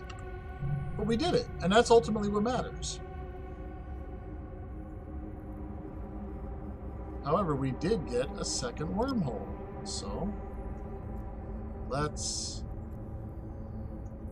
go over and take a look at it. Drive active. Now, unfortunately, the ship I'm in would kind of preclude me from doing anything you see in here. I can go check them out. You should take a look. Take a look for Wingspan videos. They're a group that pride themselves on flying stealth bombers and just PvPing for fun with it. All right, so Y683.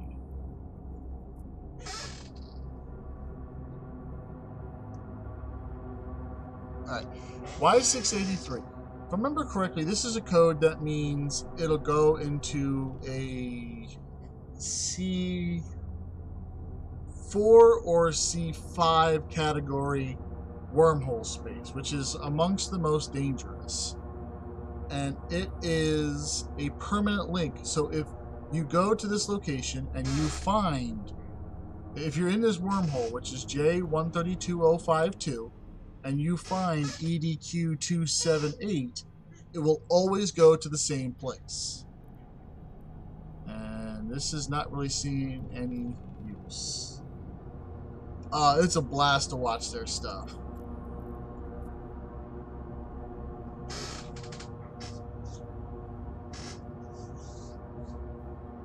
It's a blast to have to deal with their stuff, because they have no qualms in dropping tons upon tons of torpedoes. Alright. Alright, now safety first. Alright. I don't see anything on scan, so we are going to move out. We are going to... I'm going to pick a semi-random vector and go. Now there's a few more things here, as you can see.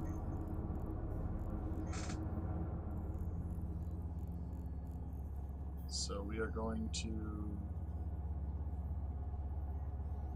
First things first, we want to scan where we're sitting so we can save our exit in case of an emergency.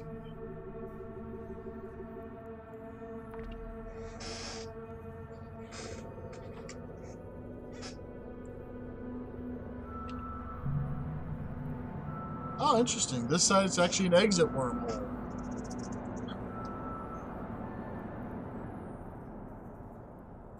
And again, save the location as exit. Or whatever you want to name it as. It's up to you. You just want to know where it is, because if you find yourself in trouble, you want to be able to get out as quick as possible.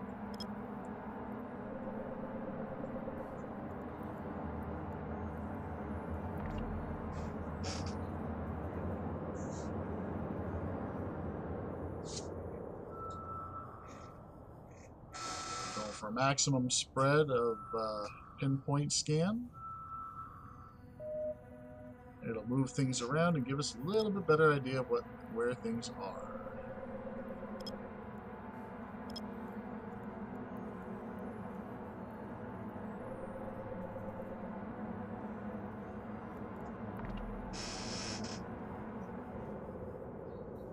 Now, while doing this, just remember, slow and steady hands will save you a lot of trouble. Just take your time. There's no rush. The only time there's a rush is if you see someone suddenly pop up here or on your scan, and in that case, yeah, you might want to get a move on.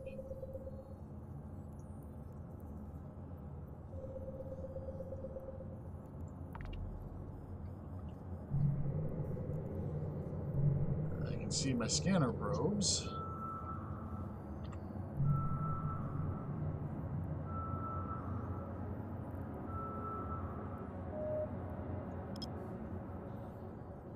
Interesting.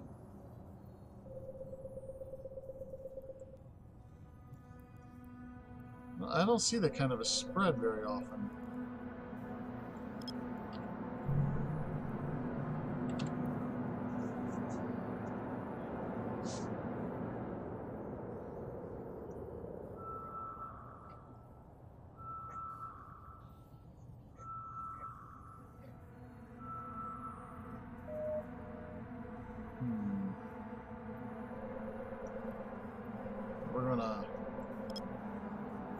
And when you see a spread like this, the way you deal with that is you focus up on one and reduce your scan radius so that only one of them is inside the scan.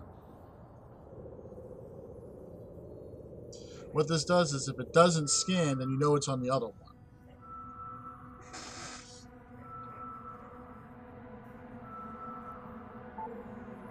Alright, no change, so we know it's on this one.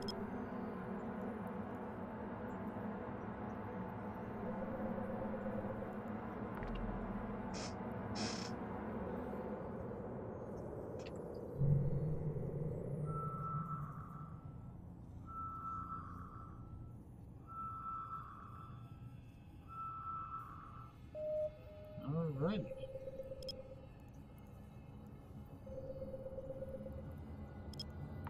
Punch this up a little bit.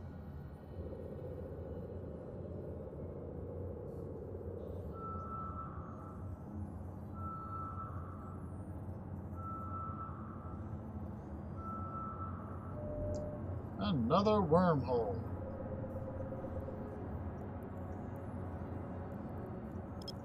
So this one turns out to be a bust. We can go another line deeper. Alright,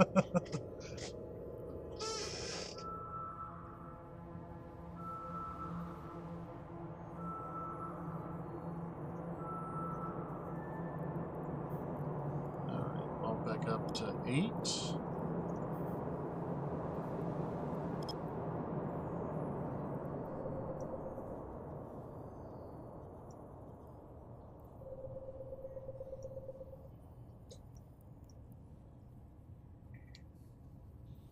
Oh, that didn't sound good.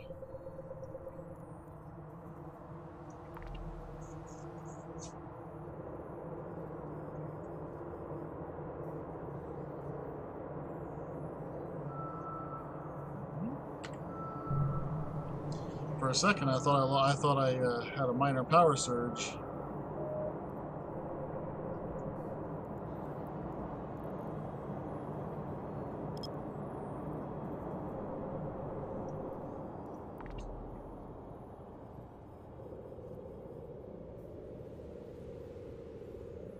Come on.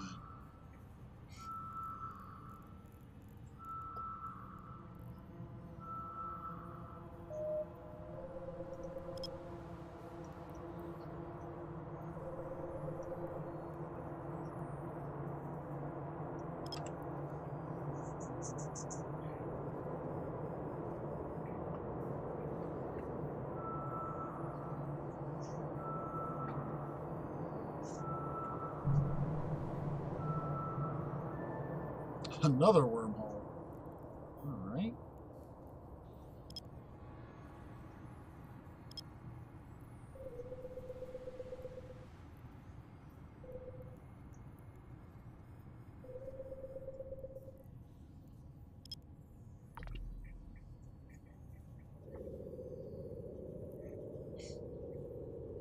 Now this looks like it's 3 different entities in one general scan, so this should break it up.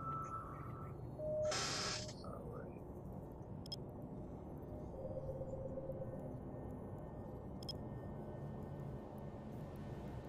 That's going to be cutting it tight.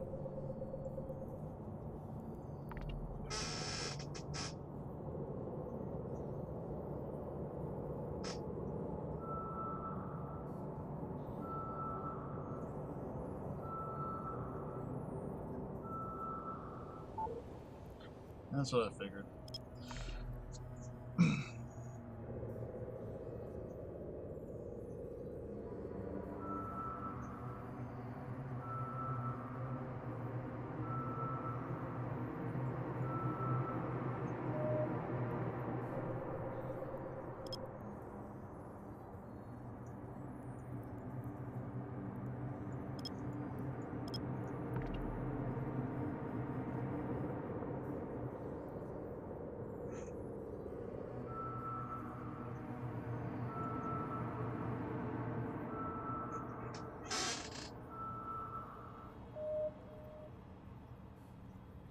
Okay.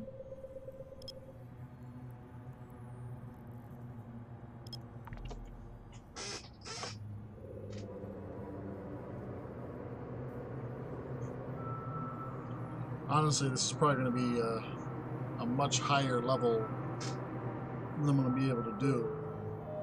Skill training completed.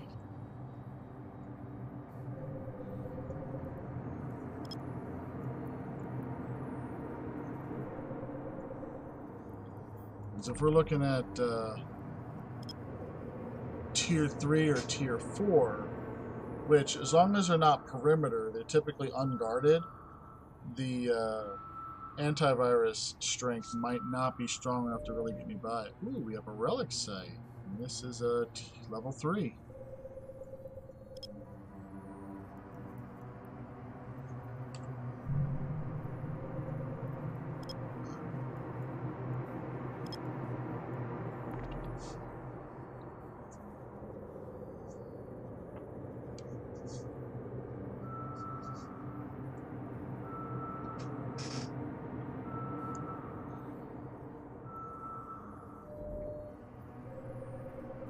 Alright, looks like we're finally going to get our first loot of the evening.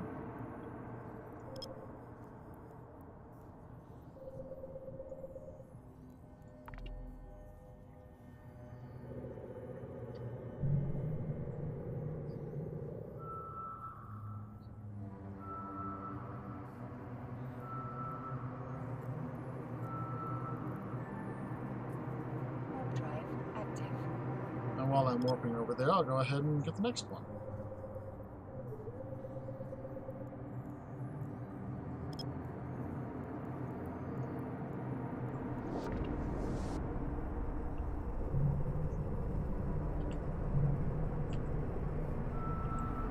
Alright, I don't see any boats.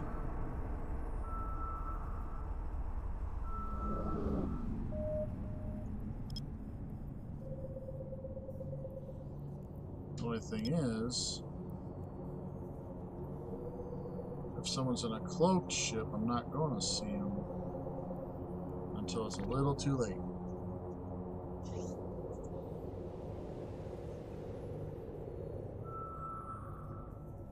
And we've got about another hour worth of probe time before these run out. So we got a gas site and another gas site.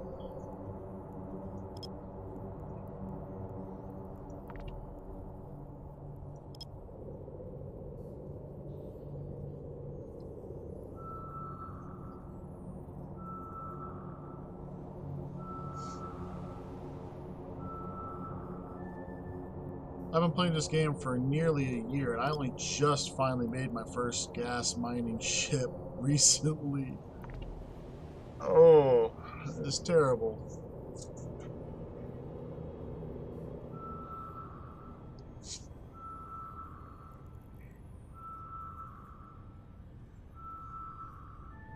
And there's that.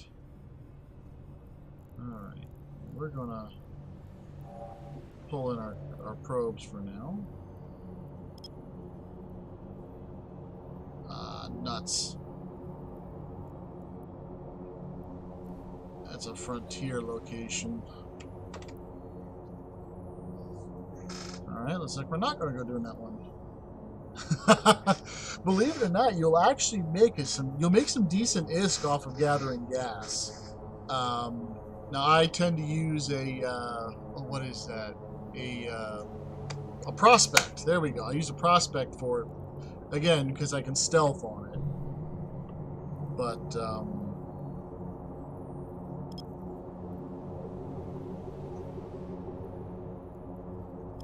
yeah, you'll make some quick ISK off of that. I'll tell you that right now.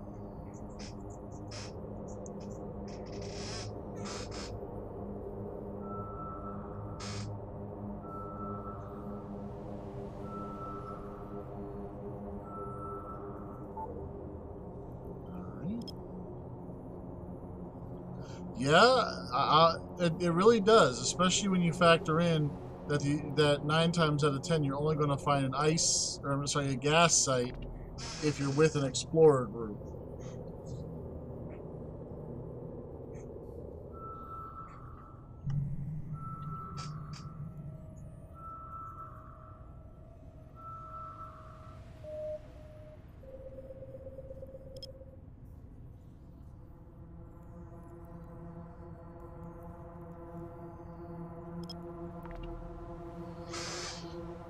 Now, one of the issues I wound up running into is the first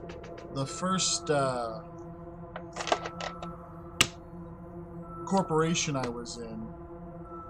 The head of the corporation just kept giving me crap. That's exactly what I do. But he kept giving me crap because I was enjoying mapping out wormholes.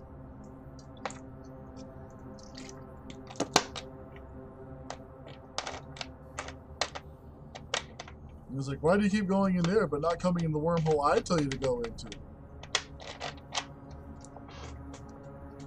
And then he just disappeared off the face of the planet.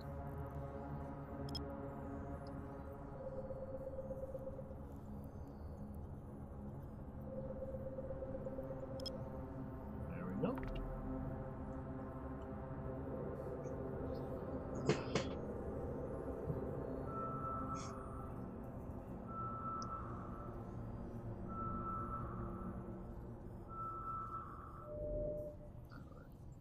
Another relic site, level 3.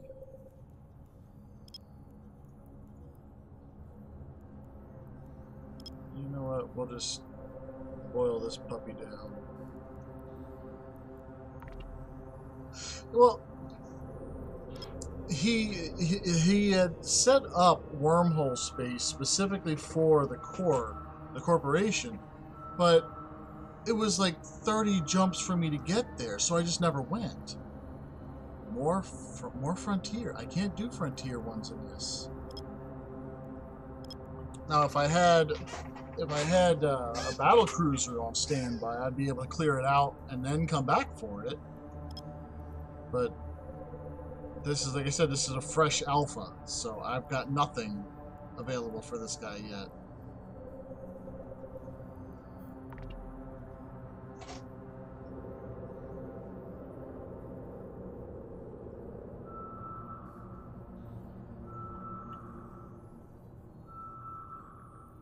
What am I scanning?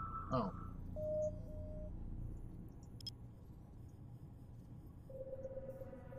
Somehow I wound up off target. That's okay. It worked out.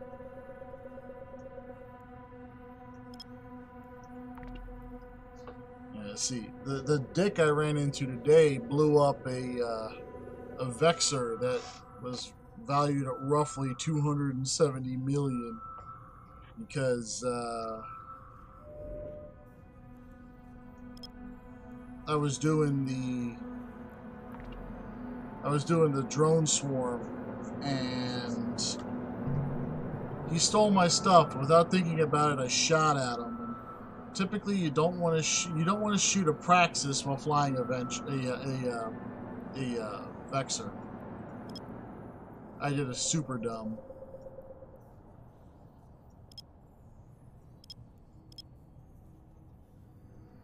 That should be good.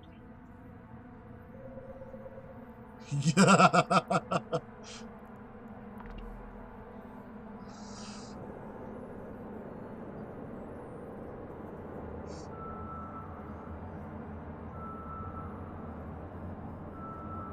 I got him down to about 30% shields before he blew me up, so I guess I have that going for me. But ultimately, it didn't save me from losing my boat.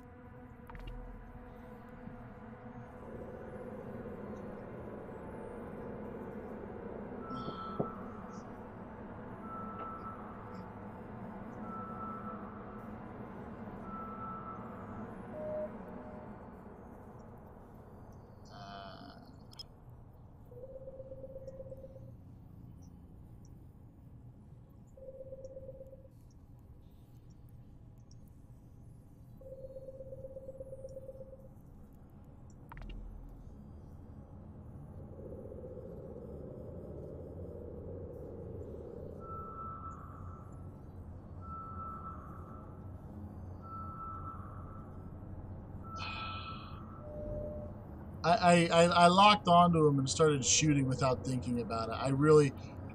Had I thought about it, I never would have done it. But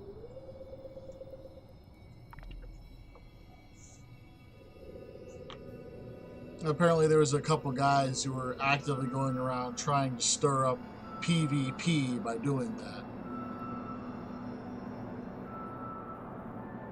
Alright, more gas. You know, I might just rig up a Venture to come in here to grab some gas.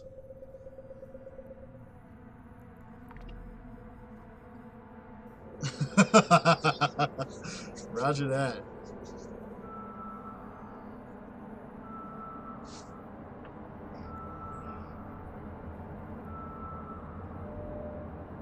Golly, more gas.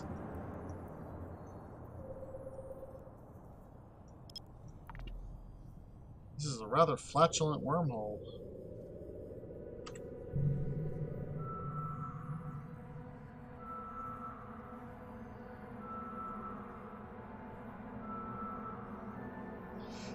I'd been doing it all day. It was the first guy who decided he was going to do something like that to me.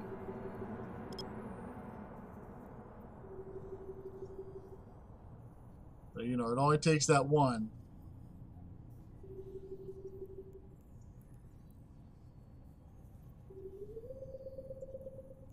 Told my son about it later on.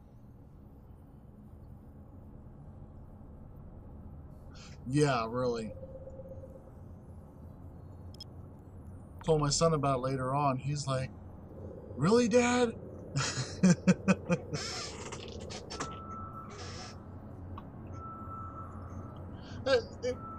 If it, honestly, the ship itself wasn't too big of a loss. The real big loss was the cargo I had on it, and I had a scanning module that was valued at 110 million that I was planning on taking off and selling once I was done with the event.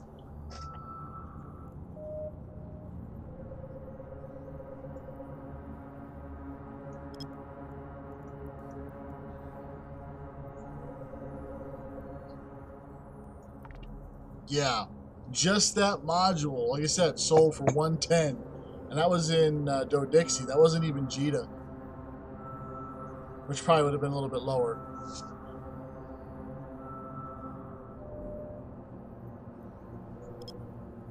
Interesting.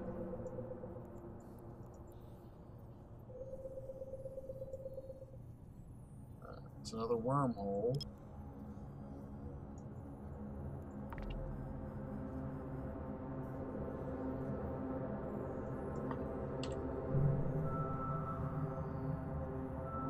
So many wormholes.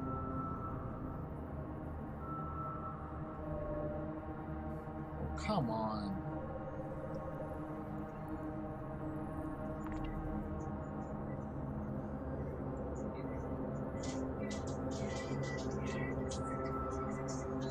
Hey, babe.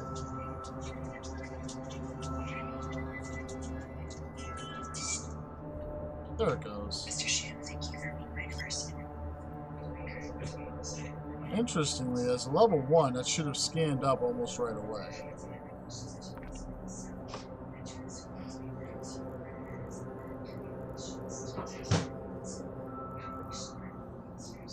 Nothing but frontier sites. What you looking for, babe? Marshmallows. Marshmallow noodles.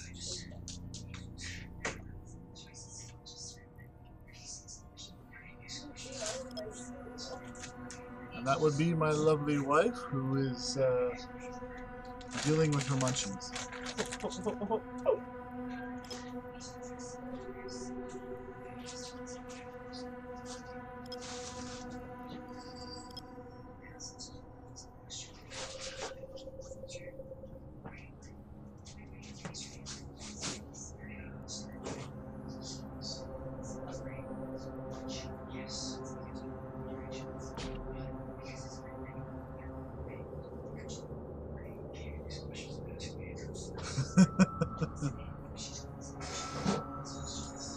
Iridescence says, "Hello, lovely wife."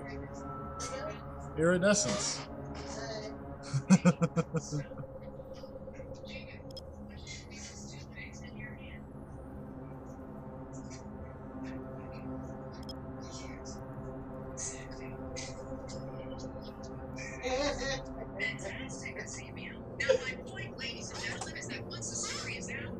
There she is.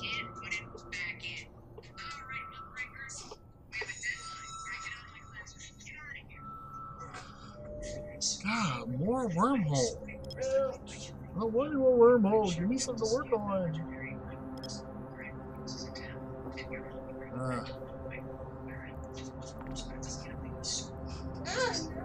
I'm starting to feel like this wormhole chain's a bit of a bust. That might be because, like I said, this is all connected to the starting area for, let's see, this is this Galente? Yeah, Galente. Well, one of them.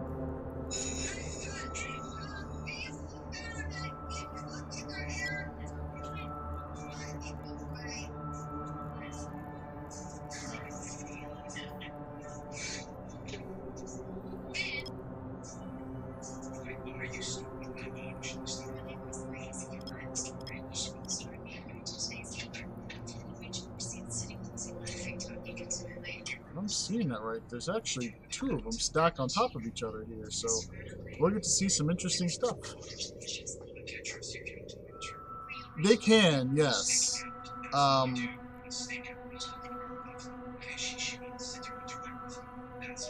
Yeah. And then as you're trying to scan them down, they're going to seem like they move all the time, and it has to do with your accuracy of your scanning.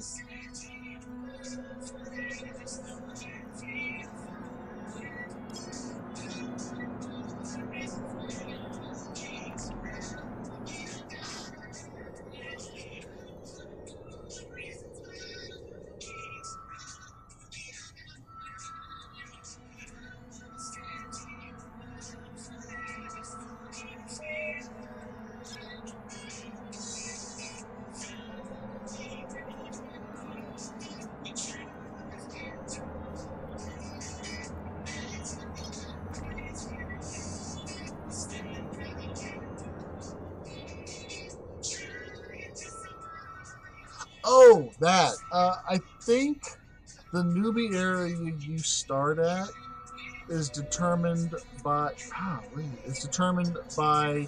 the combination of the faction and the bloodline. I don't know if I'm not certain about that. I haven't experimented too much, but I think that's how that works. Although, to be fair, they did just recently do an update, so that might have changed just recently.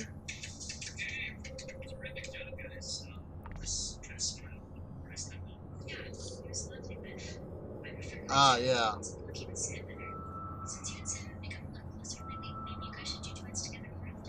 Now, every day they're going to change. It's not specifically because of a particular area. That's just the way this works.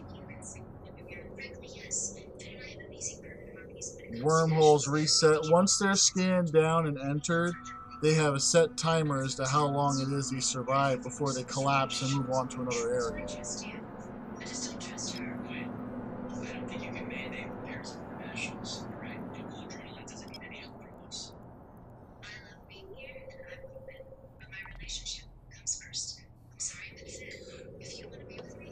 I actually use a website that's specifically meant to help track this stuff down.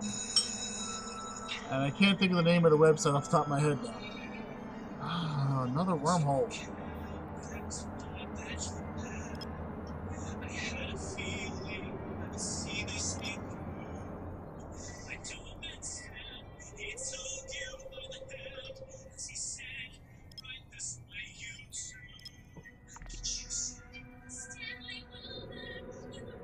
There was nothing for me to even look at.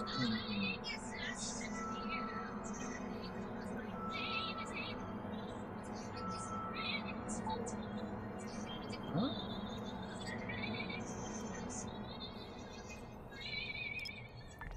Should have gotten something off of that. I mean, I'm perfectly centered.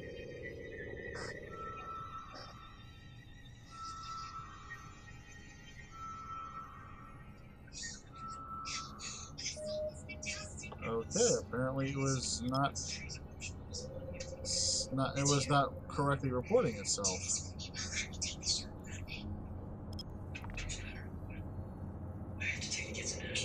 Typically, you can use the orb to determine roughly how wide of a net how wide you set your scanner sizes for. And that one was way off.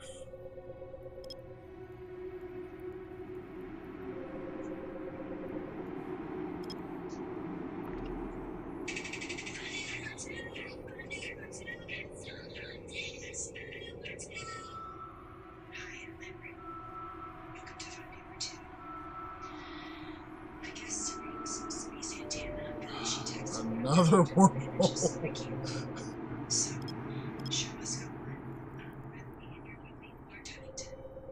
I think this particular wormhole is trying to tell me something.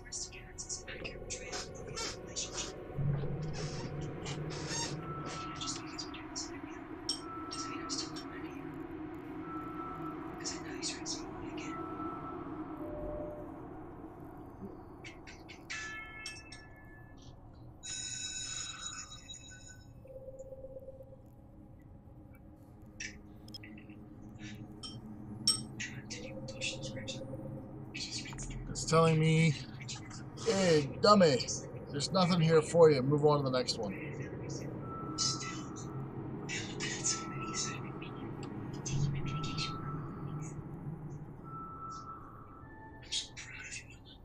Alright.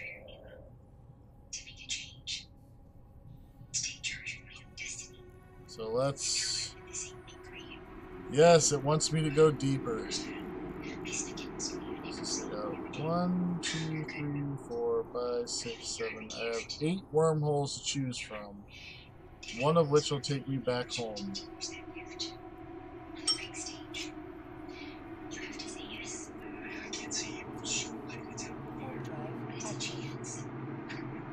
Here we go. Yay, we're gonna go into another wormhole.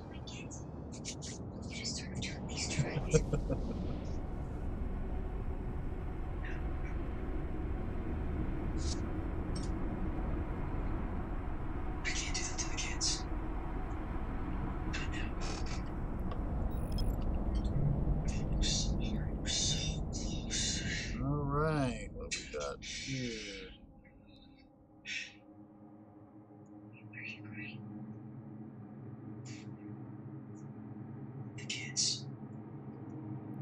Wait a minute.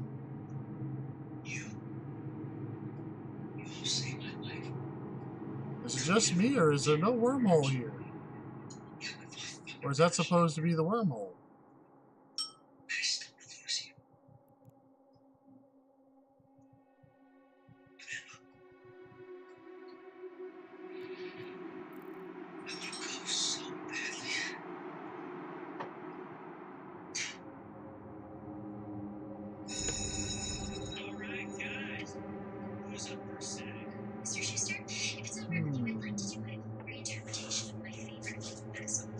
I seriously don't know what this is.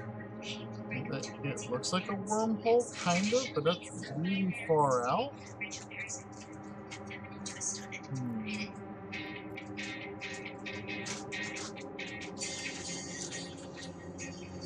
Oh. That was a dud.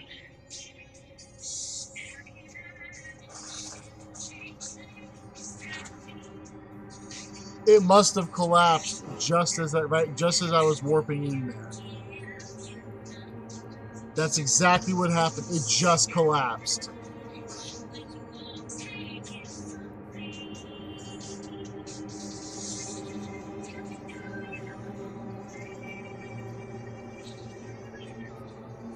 I've never had that happen. I've never had a wormhole collapse as I was on my way to it. That was pretty interesting. So up there, there's nothing there.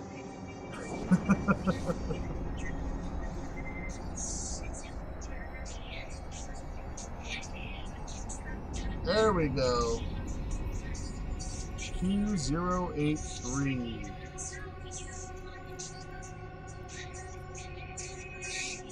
Null sec space. This would be very dangerous for me to go in.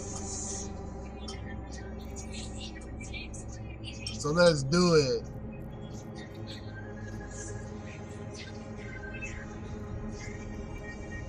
We're gonna go in here, peek in, see where it puts us. And I'm by myself. Whoa!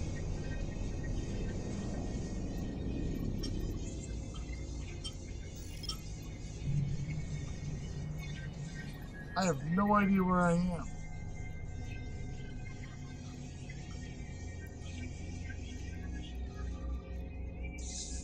$54 jumps from where I started.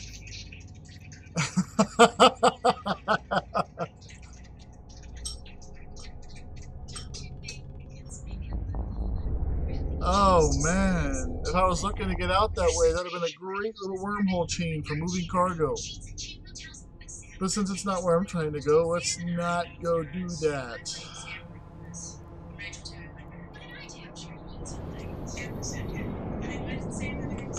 away from this wormhole while I figure out where we're going to go next.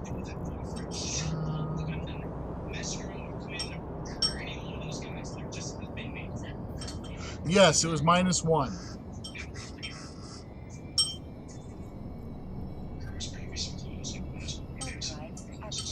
Now you can usually tell what it is before you go in. Well, you can get a general idea of what it is before you go into it. Okay. If you right click on it, it'll say a few things. Like it'll say it looks like it go. If it says it appears to go into X, then it's where it's going to go. It just won't give you a definitive. This is exactly where it's going to go. So in that case, let's see here. So white halo. Exactly. So in this particular case, this is deeper into wormhole space, and this will be either a C1, 2, or 3 wormhole. So we're going to go ahead and we'll pop in.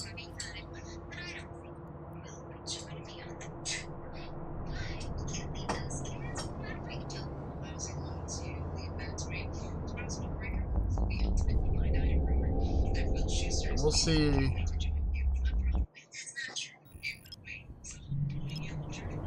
Alright, this is a sizable location. I'm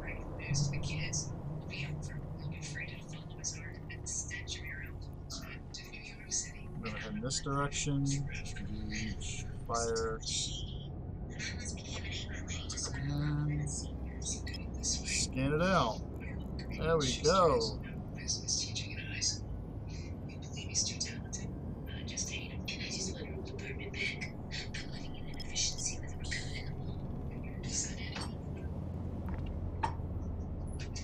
Go. Get the scanners going.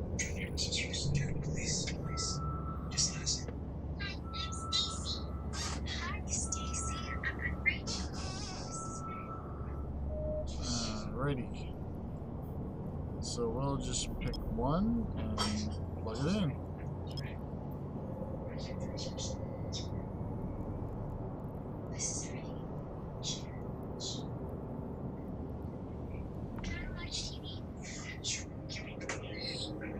Wait a minute. I bet you that's what that one is.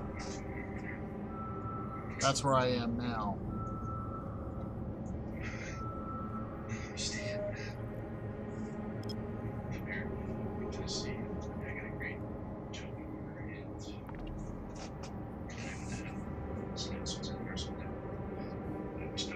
This one has rogue swarm nests in it. 3 of them. Alright, so there's that.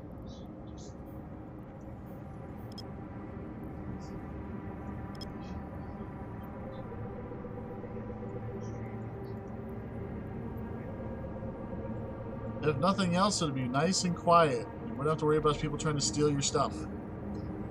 I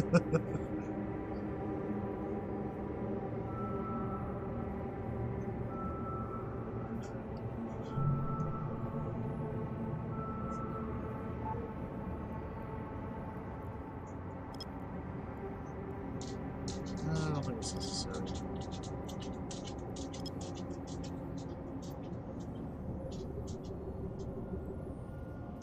Yeah, really, until someone pops in and says, "Thank you for all of your stuff."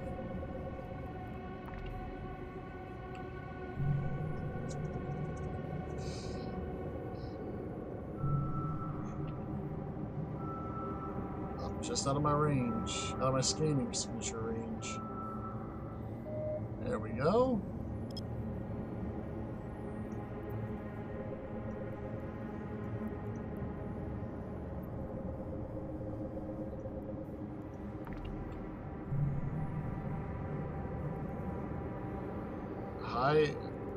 Higer reactor? Huh.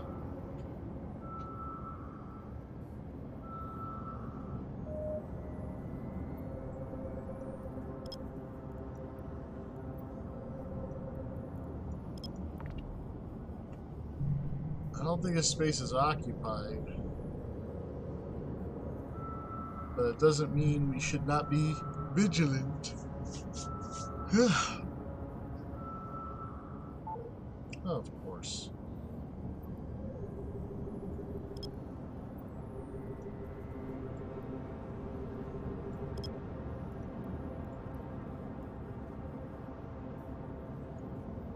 Well, thank you. Don't be afraid to come around and even just to chat. Have yourself a good night and fly safe out there.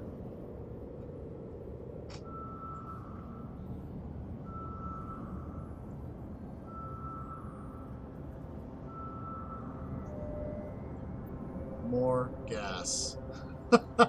It's gotta be gas. Ah.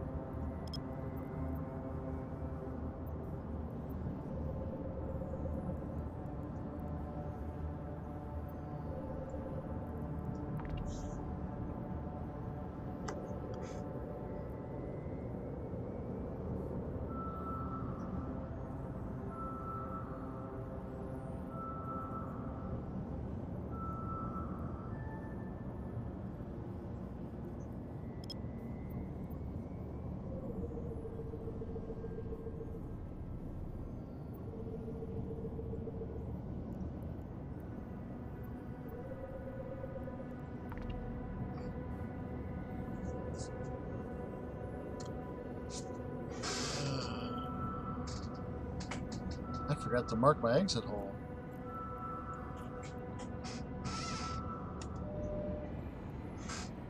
Ooh, we have a relic site. Level 2.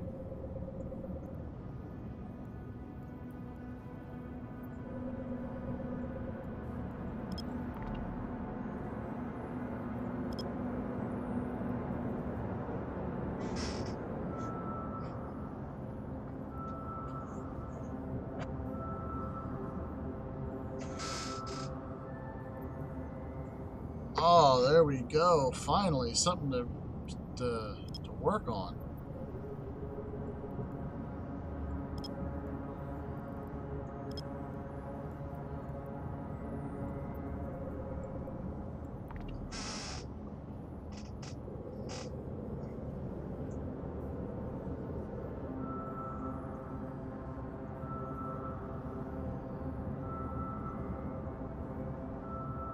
Interesting. I think my camera's frozen. Oh well.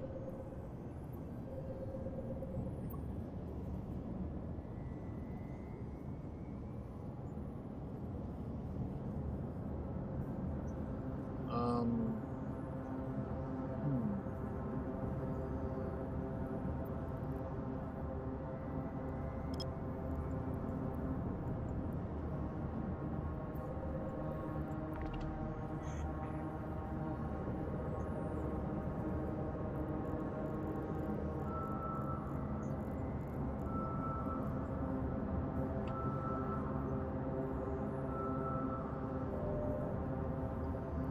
Oh, and a data site.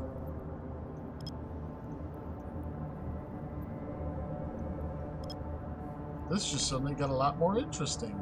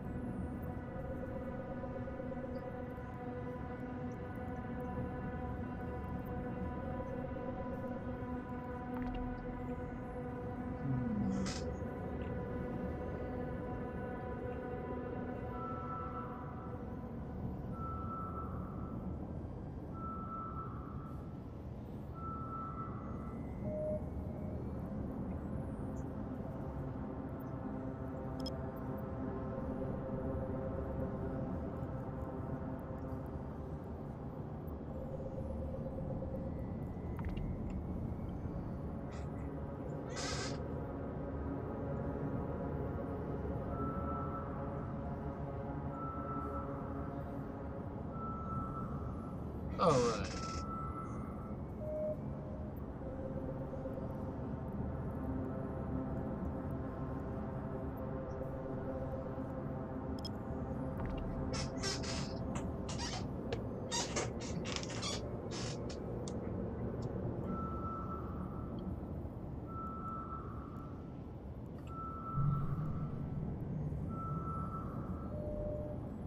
Gas and data.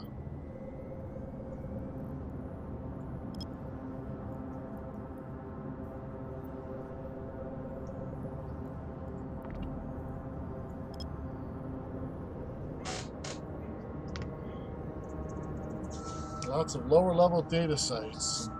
I am perfectly okay with that.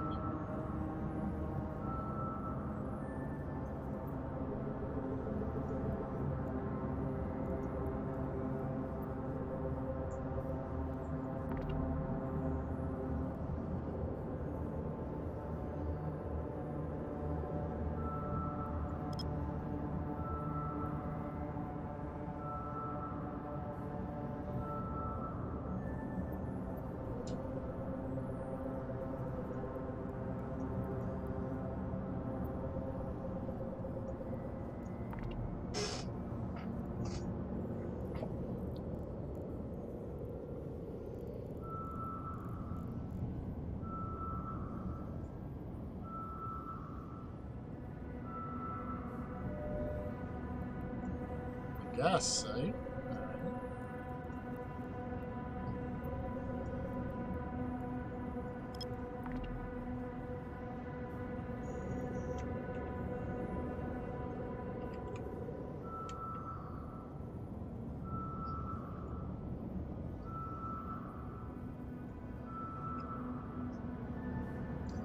All right, the gas site out the way.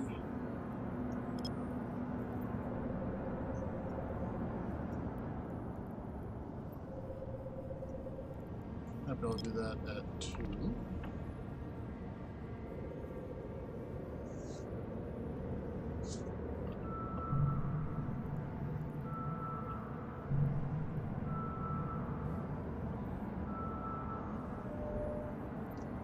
Of course, it's another gas site.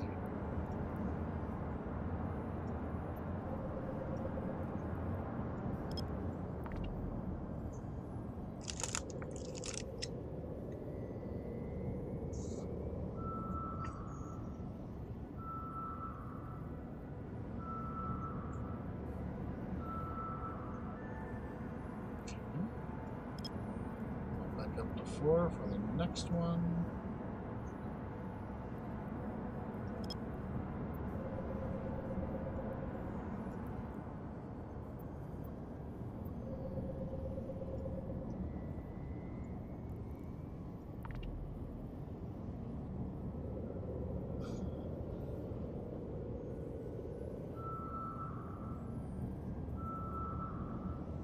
Got another 50 minutes on these scanners, so that should be good. Alright, a new wormhole.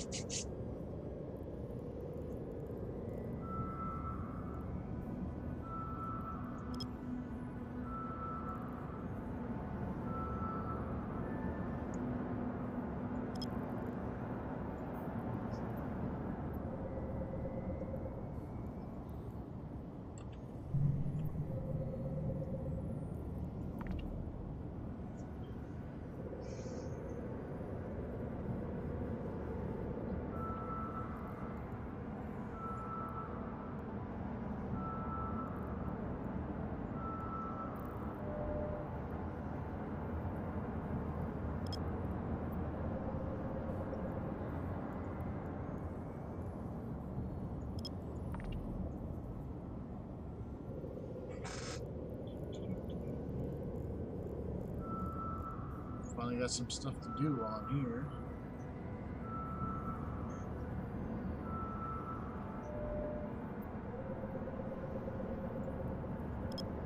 This is probably going to be a tier 3 or tier 4.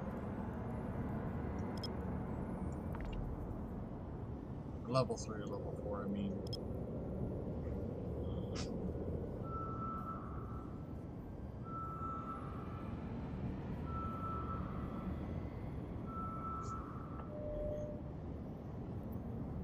Level 3, and it is a Frontier unit, so we'll not be doing this one. But we'll finish scanning it down just so that way it's not red anymore on my screen.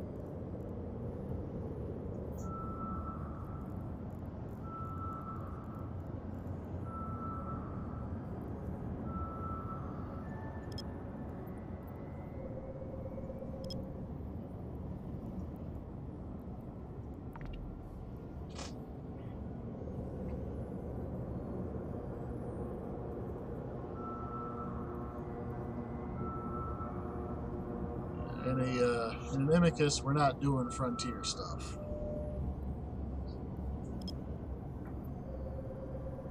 Heck, to be honest, in a frigate, you're probably going to be doing a whole heck of a lot of anything in a wormhole.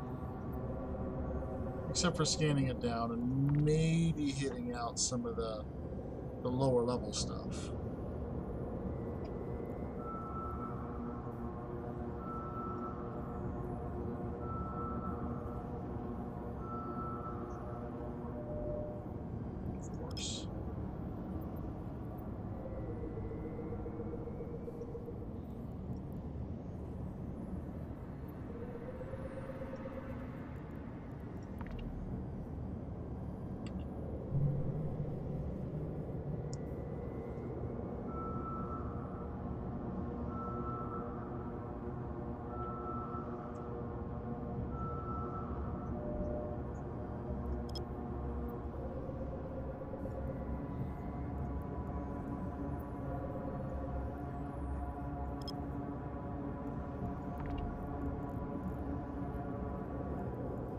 Now, the only really good news is about the Imicus here is that it is fully cap stable while running your micro warp drive. So, if you're just trying to get away from easily warped to locations, it'll work until someone comes out with combat probes.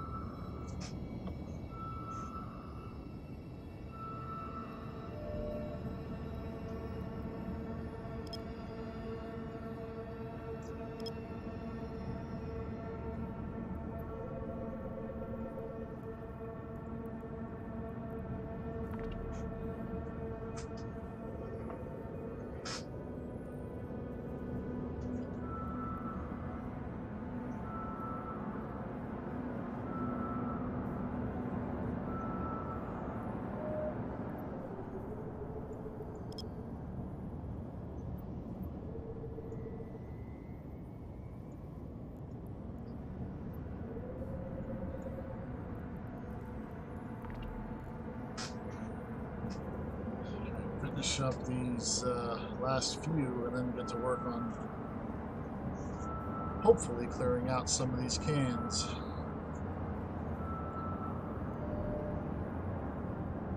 More gas.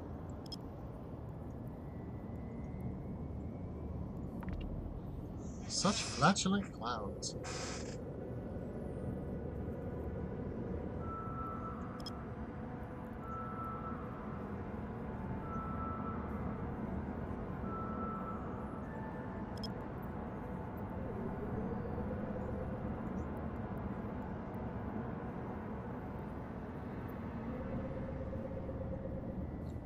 Oh, this one hasn't received any attention yet.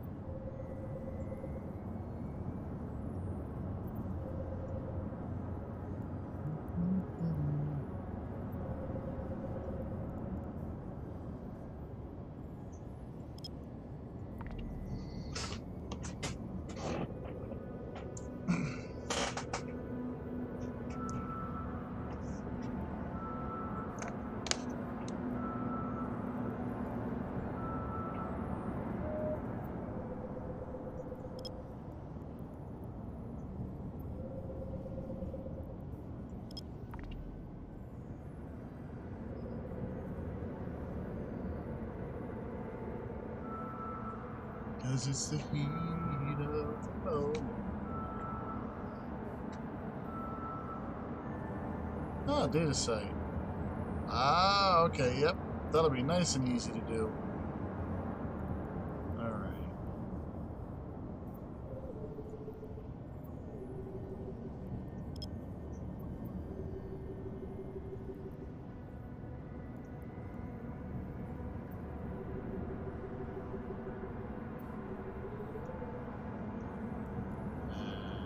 Bump this up to 8. It'll probably give me some basic information on both of those last wormholes that are anomalies that are right there.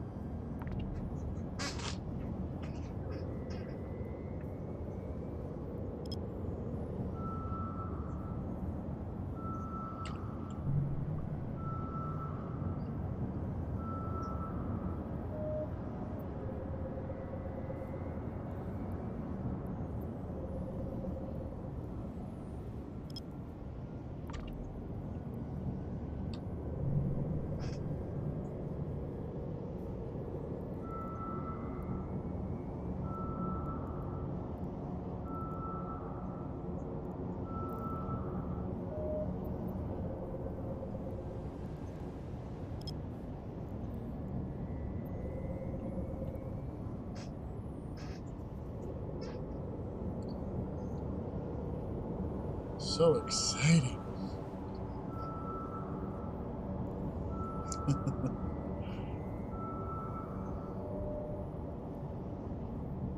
Alright, level 3 data site. Bet you it's another frontier. Seems to be my luck today that all these level 3s are frontiers.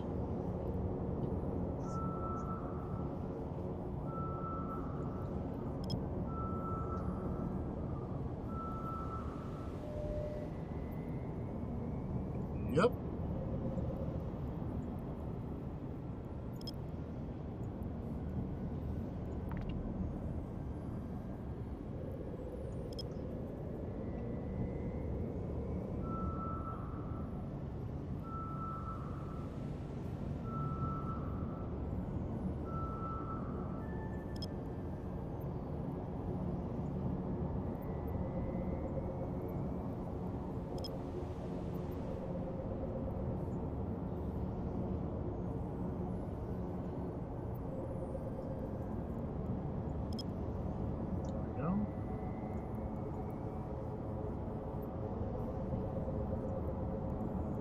This is what we call close enough.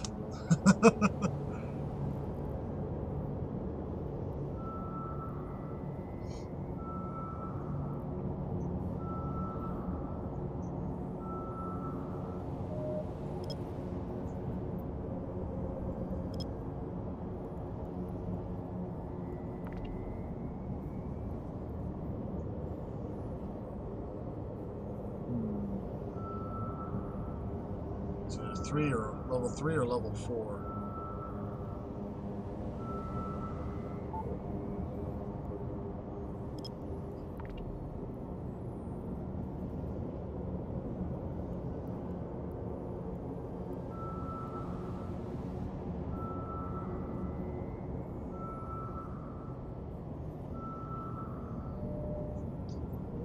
Or it's a gas cloud that decided to play hide and seek.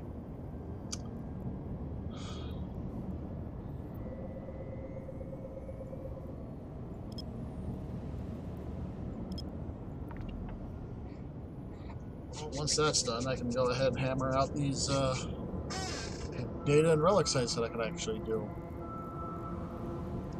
1, 2, 3. A lot of Central Santia.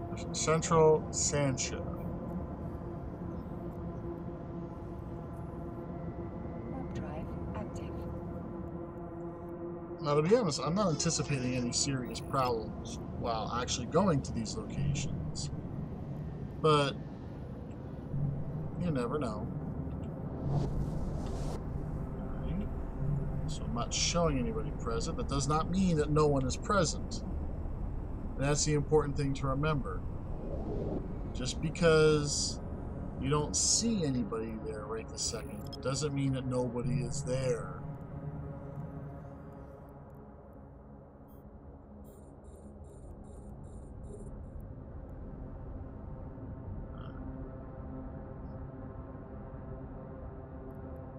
I'll take that.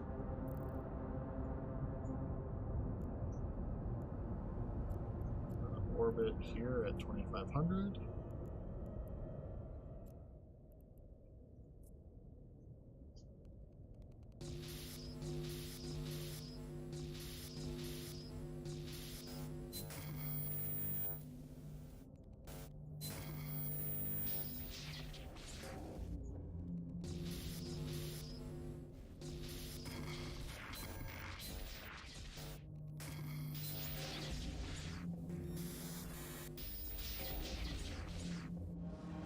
Alright, one hack down.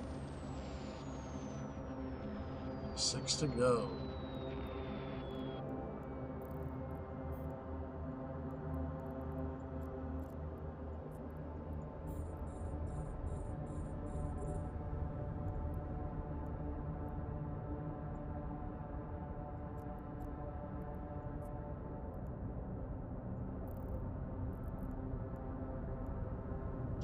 Now, some people will use those scanners to determine if they even want to bother scanning down a can.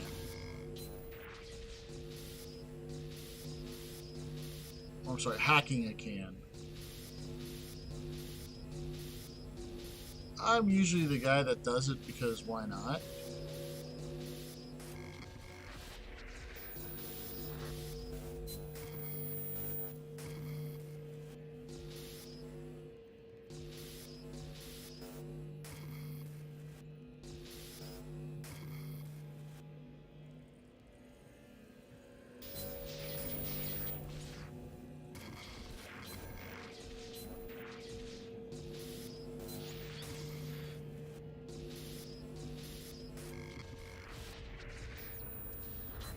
Jeez.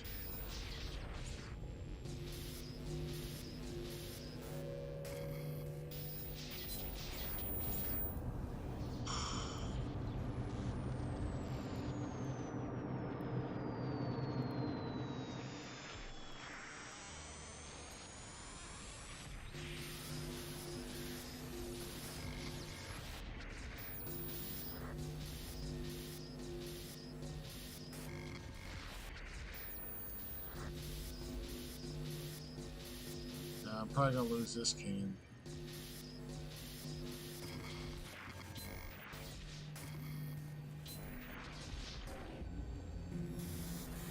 Ooh, I got it.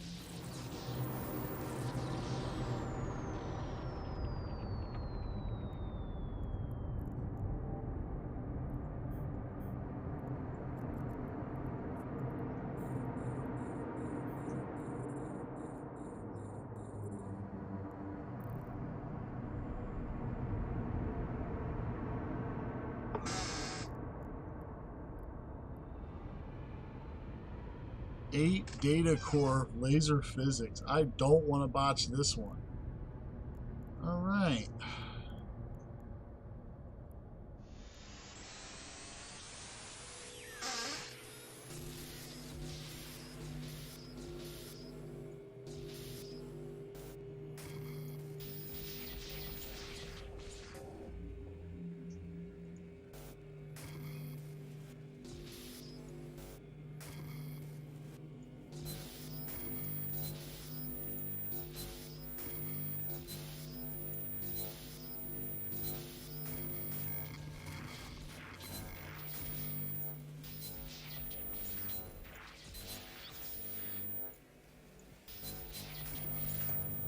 That was terrible.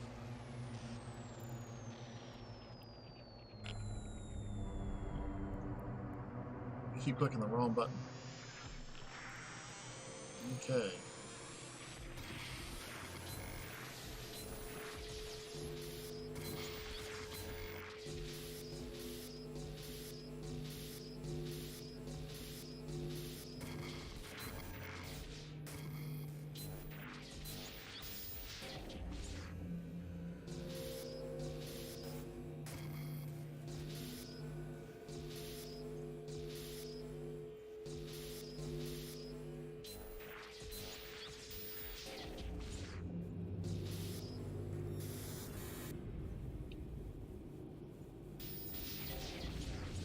Got it.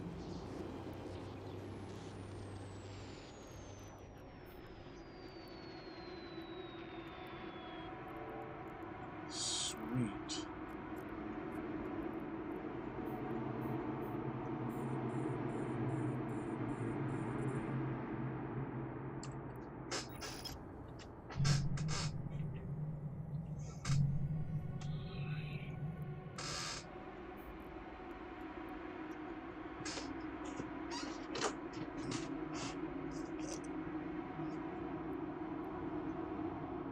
I'll take those.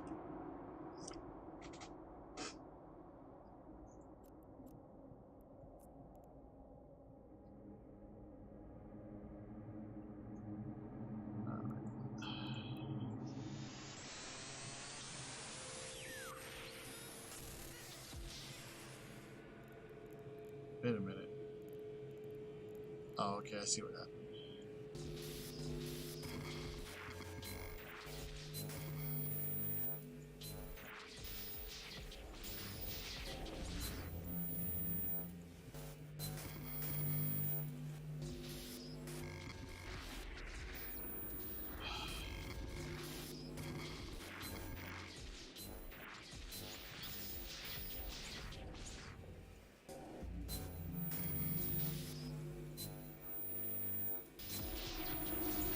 Alright, let's try this again.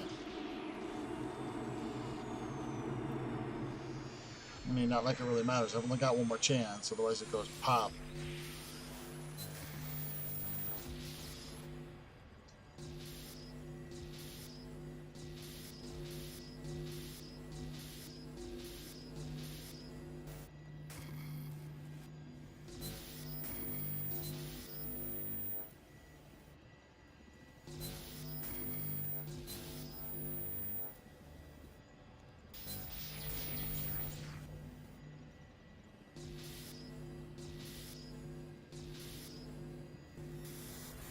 Ah.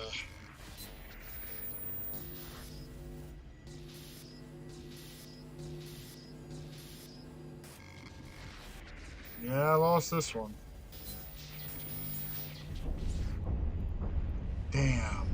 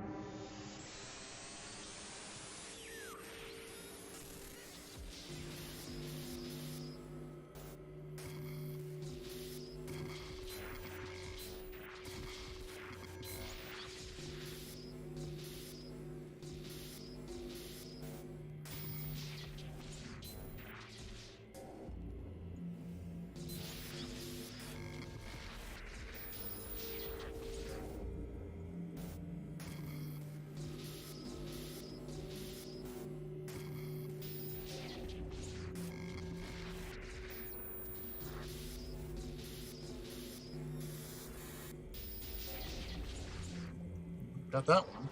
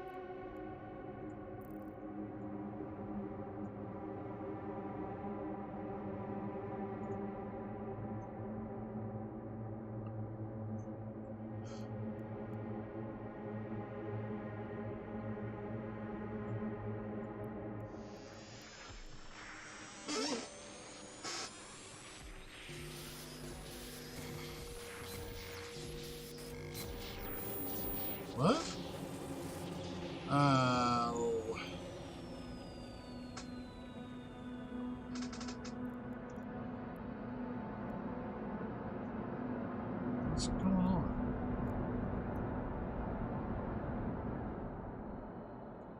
That was weird.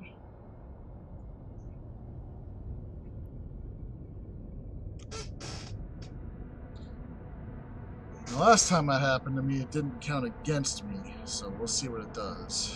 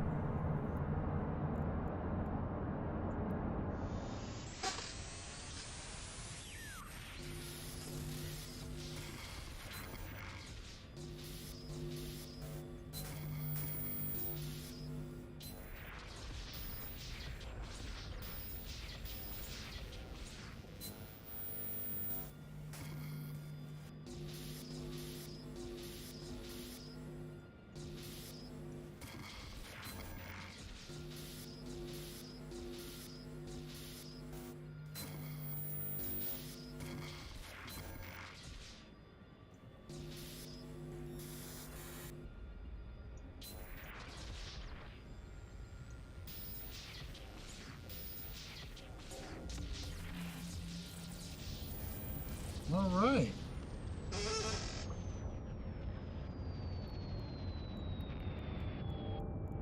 $16 million so far, and that's just the first stop. All right. Warp drive active.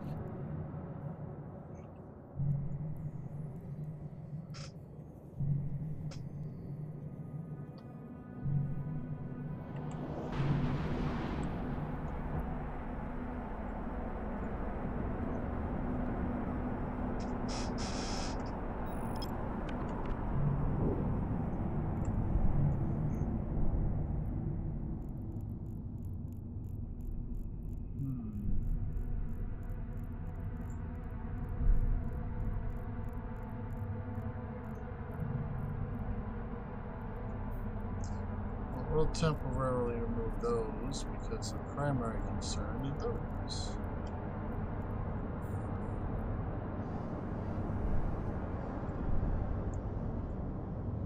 And of course, the first thing I look at is a mainframe.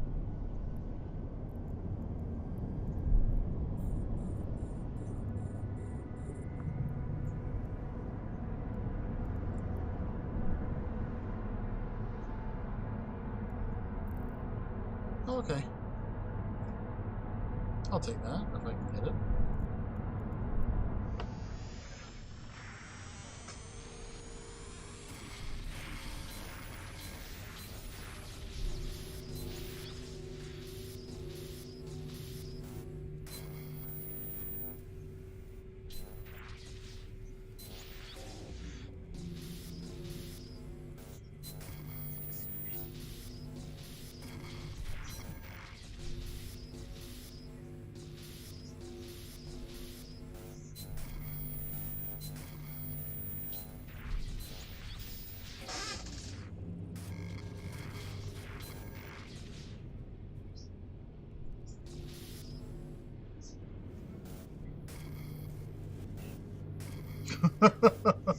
Seriously?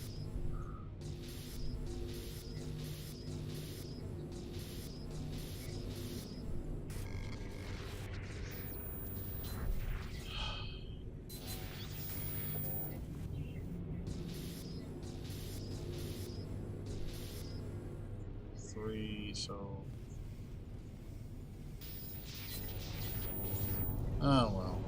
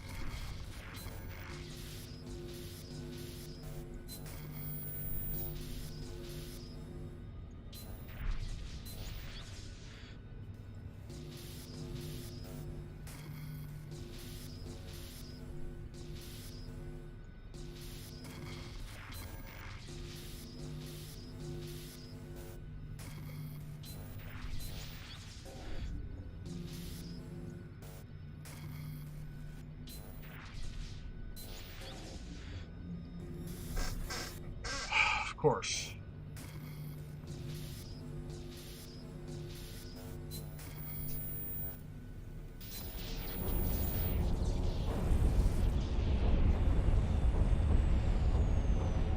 Oh well.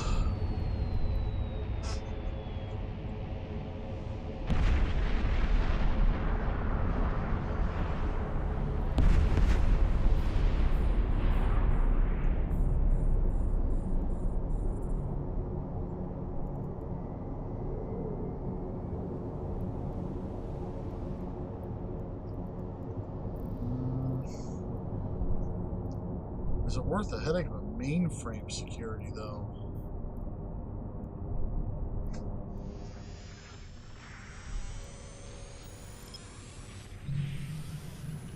But anybody showing up on D-Scan, I would not be doing this one.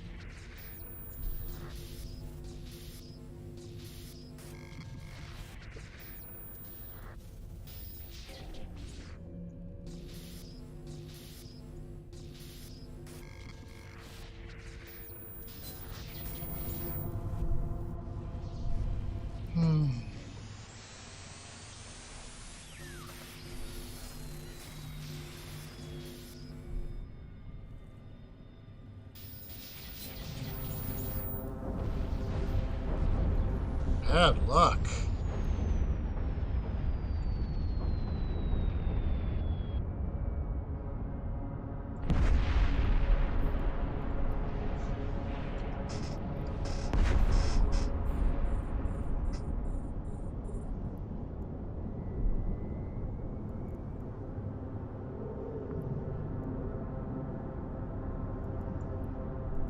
Sometimes if it wasn't for bad luck, I wouldn't have any luck at all.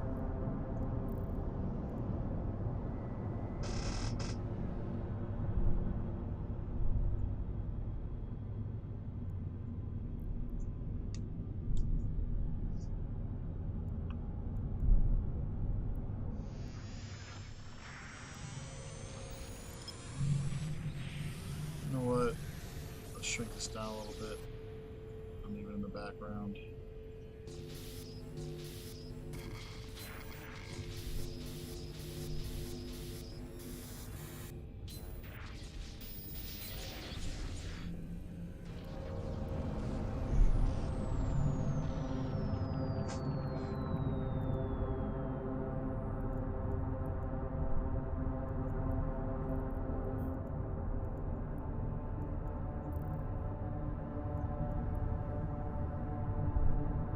Yeah, I got one.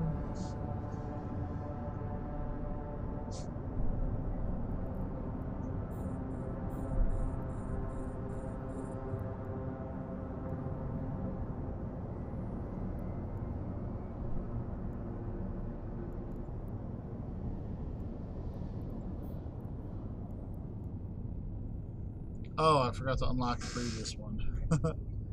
That'll do it.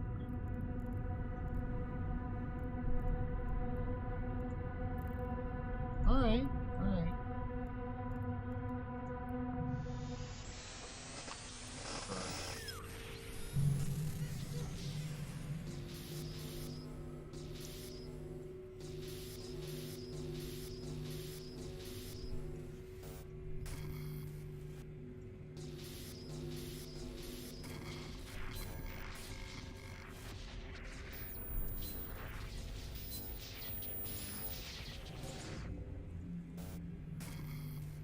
Heavier.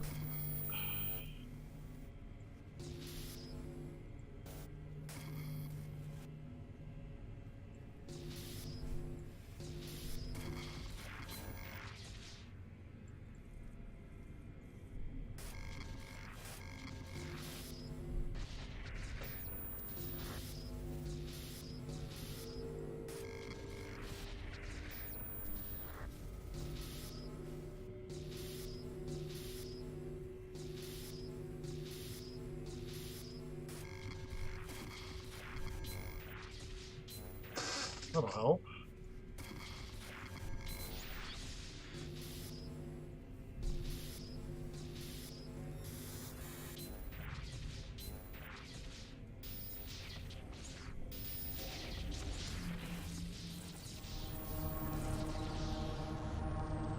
Very nice.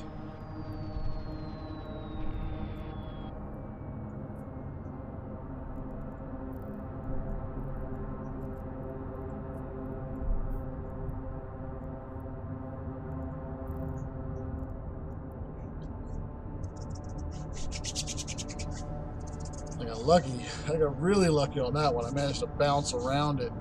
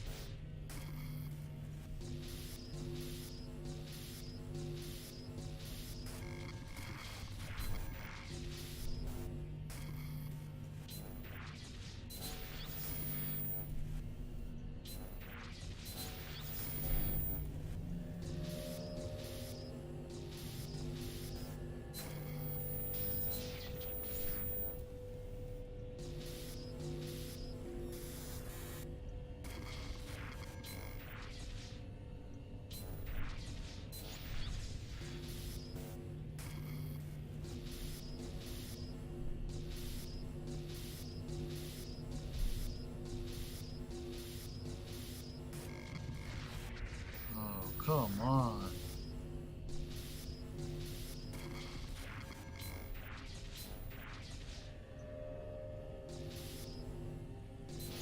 And that'll do it.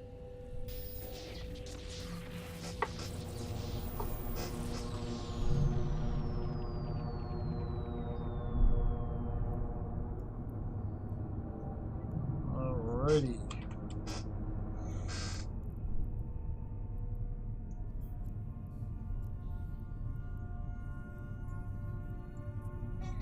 Warp drive active. They'll leave me with one more data site and one relic site.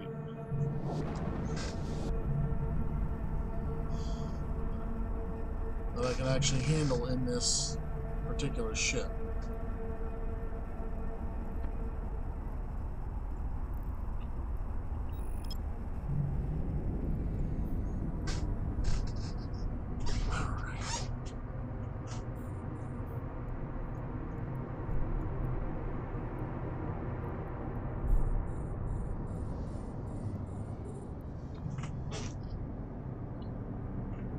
Mainframe, yay. Well, if I get it, it won't be too shabby of a grab.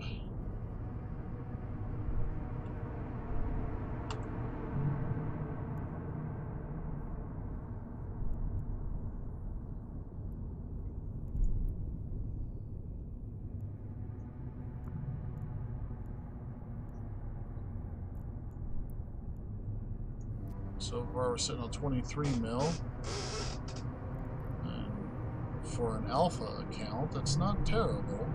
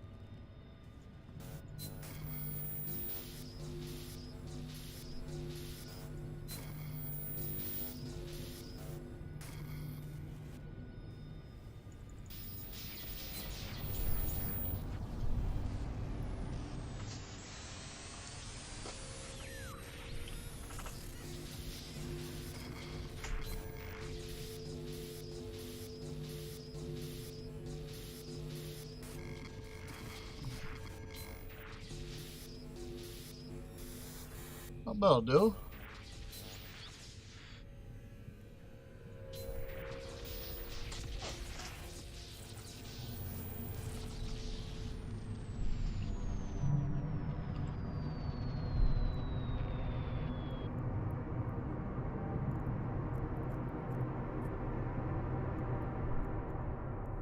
Alrighty.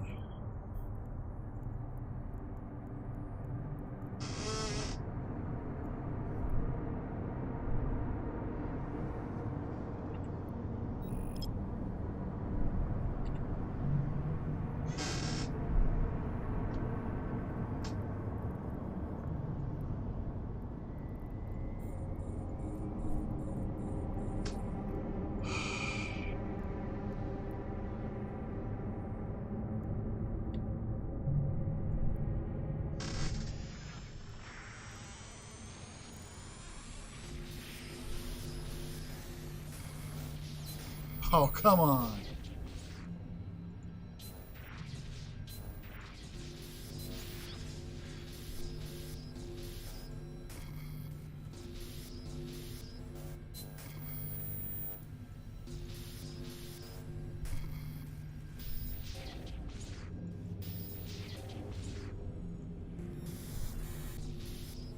Oh, man. That may... Yep, that saved me. Got it.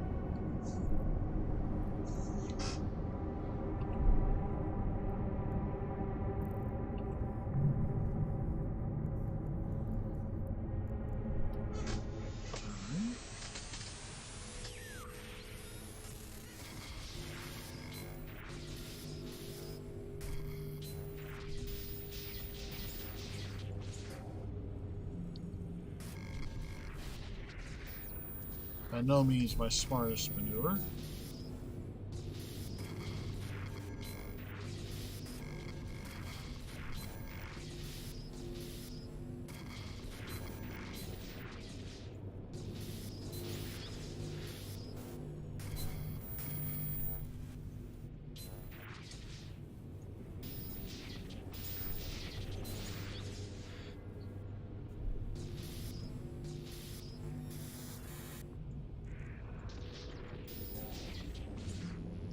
Oh, man.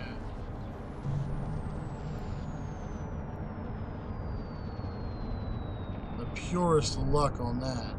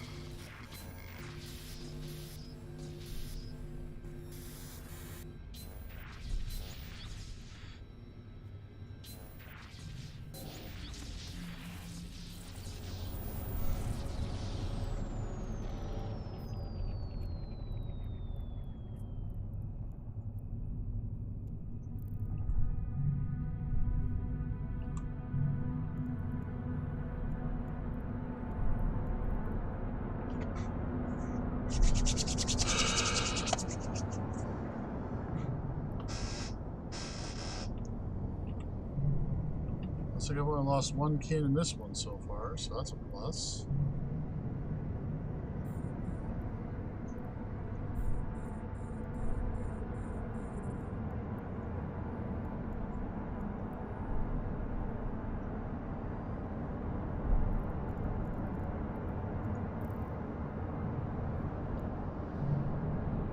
Well, if I can safely get home, this won't have been a haul. This won't have been a bad haul at all.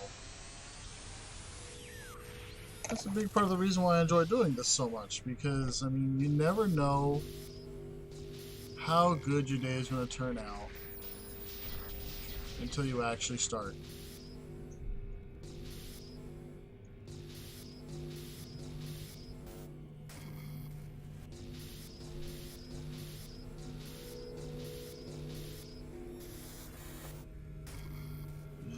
Just botched that one.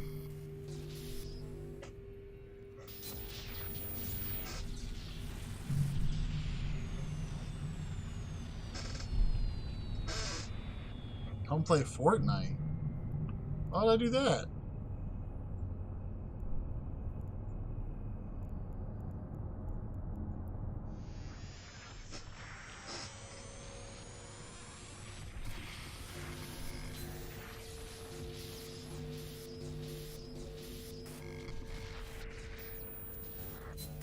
Oh, come on.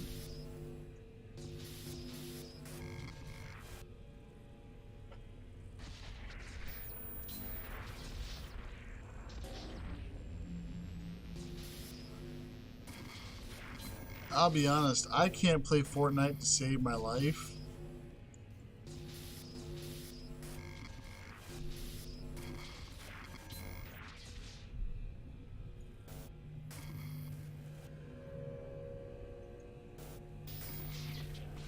Ah, crap.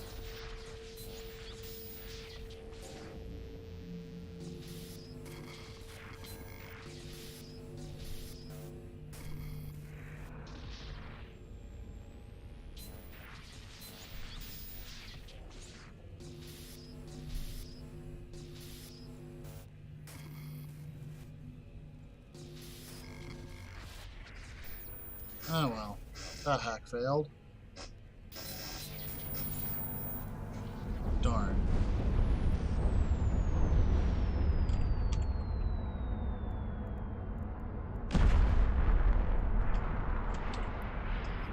While I appreciate the offer, again, I'm not, it's not my game.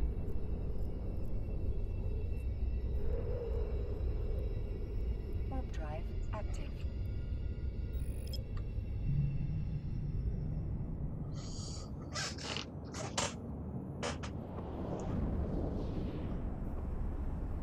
Listen, I've played it, I'm just not good at it at all. I'd like to at least have some chance of not utterly failing.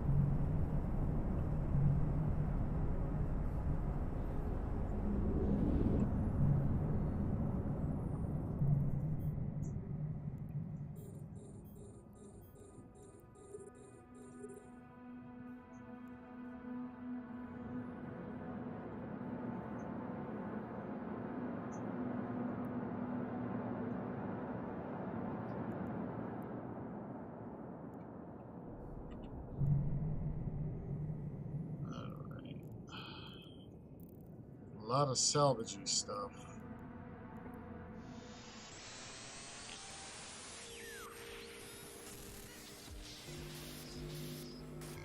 Well, I mean, that shouldn't surprise me. This is a relic site.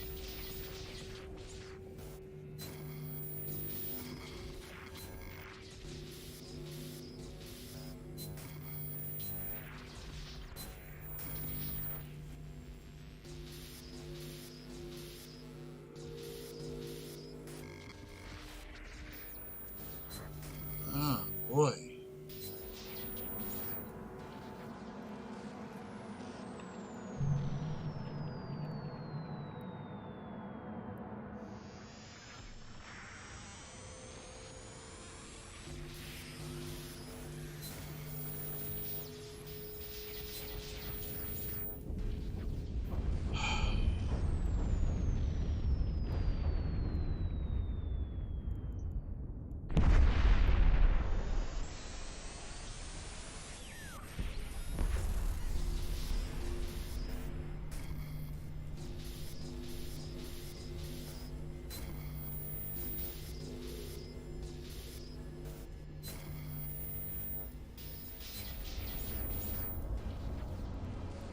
definitely got to work on leveling up my hacking abilities. But again, there's still realistically only so much I can do. This is still an alpha account.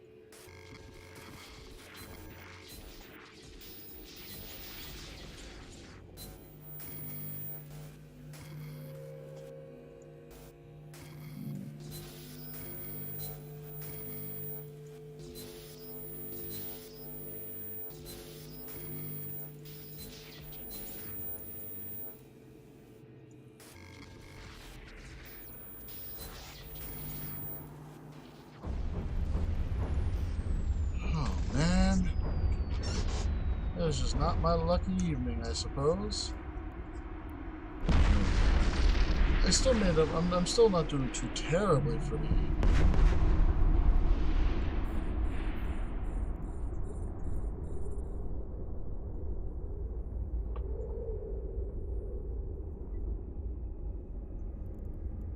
Now that's more what I'm hoping for.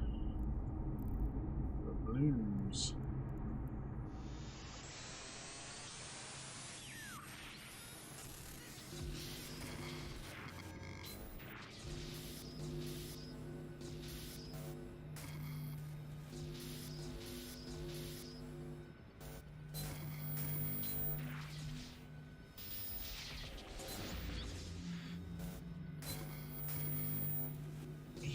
Flippin' serious?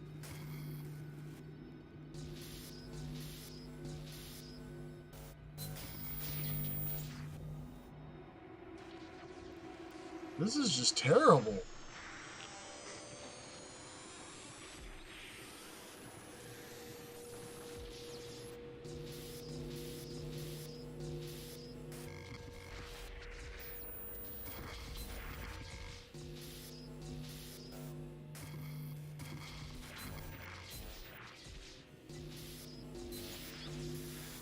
There we go.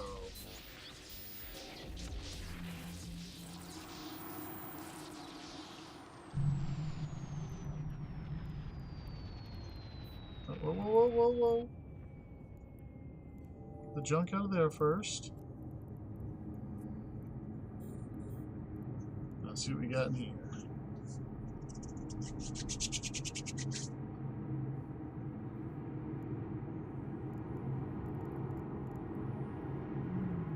It's okay, not great, but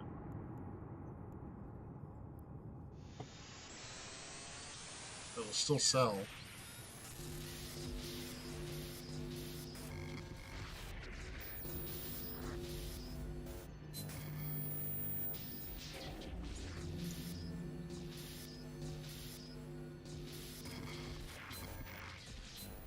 There we go.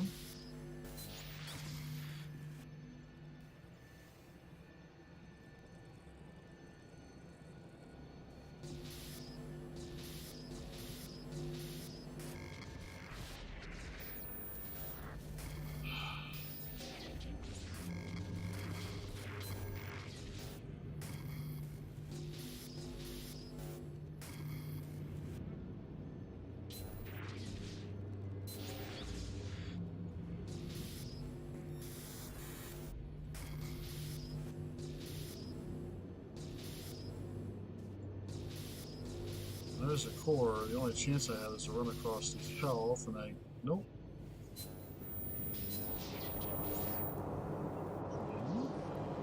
Try again.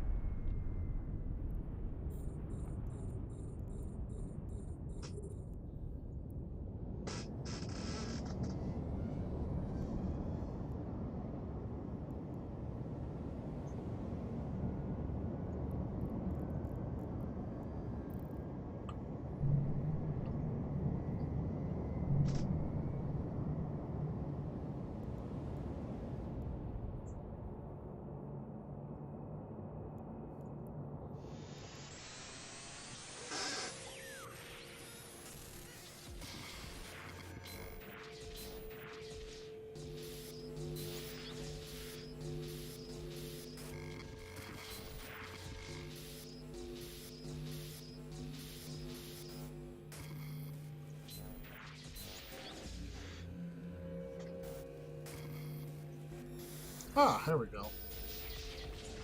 At least I got something.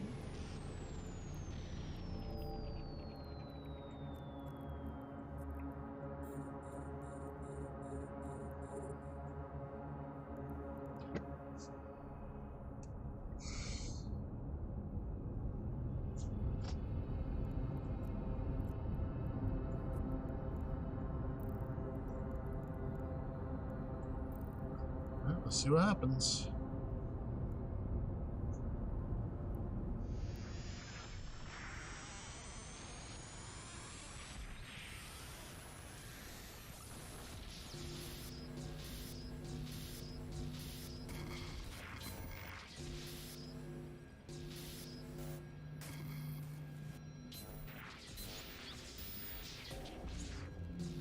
The part that stinks when you're doing this is when you find yourself stuck in a, for lack of a better term, oh shoot. Oh, I did it! When you find yourself stuck in a very specific path.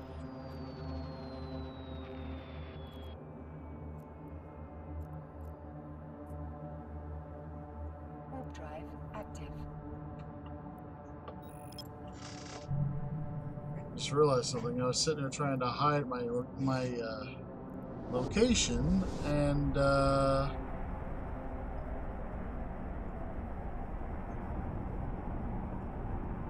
it didn't work out too well.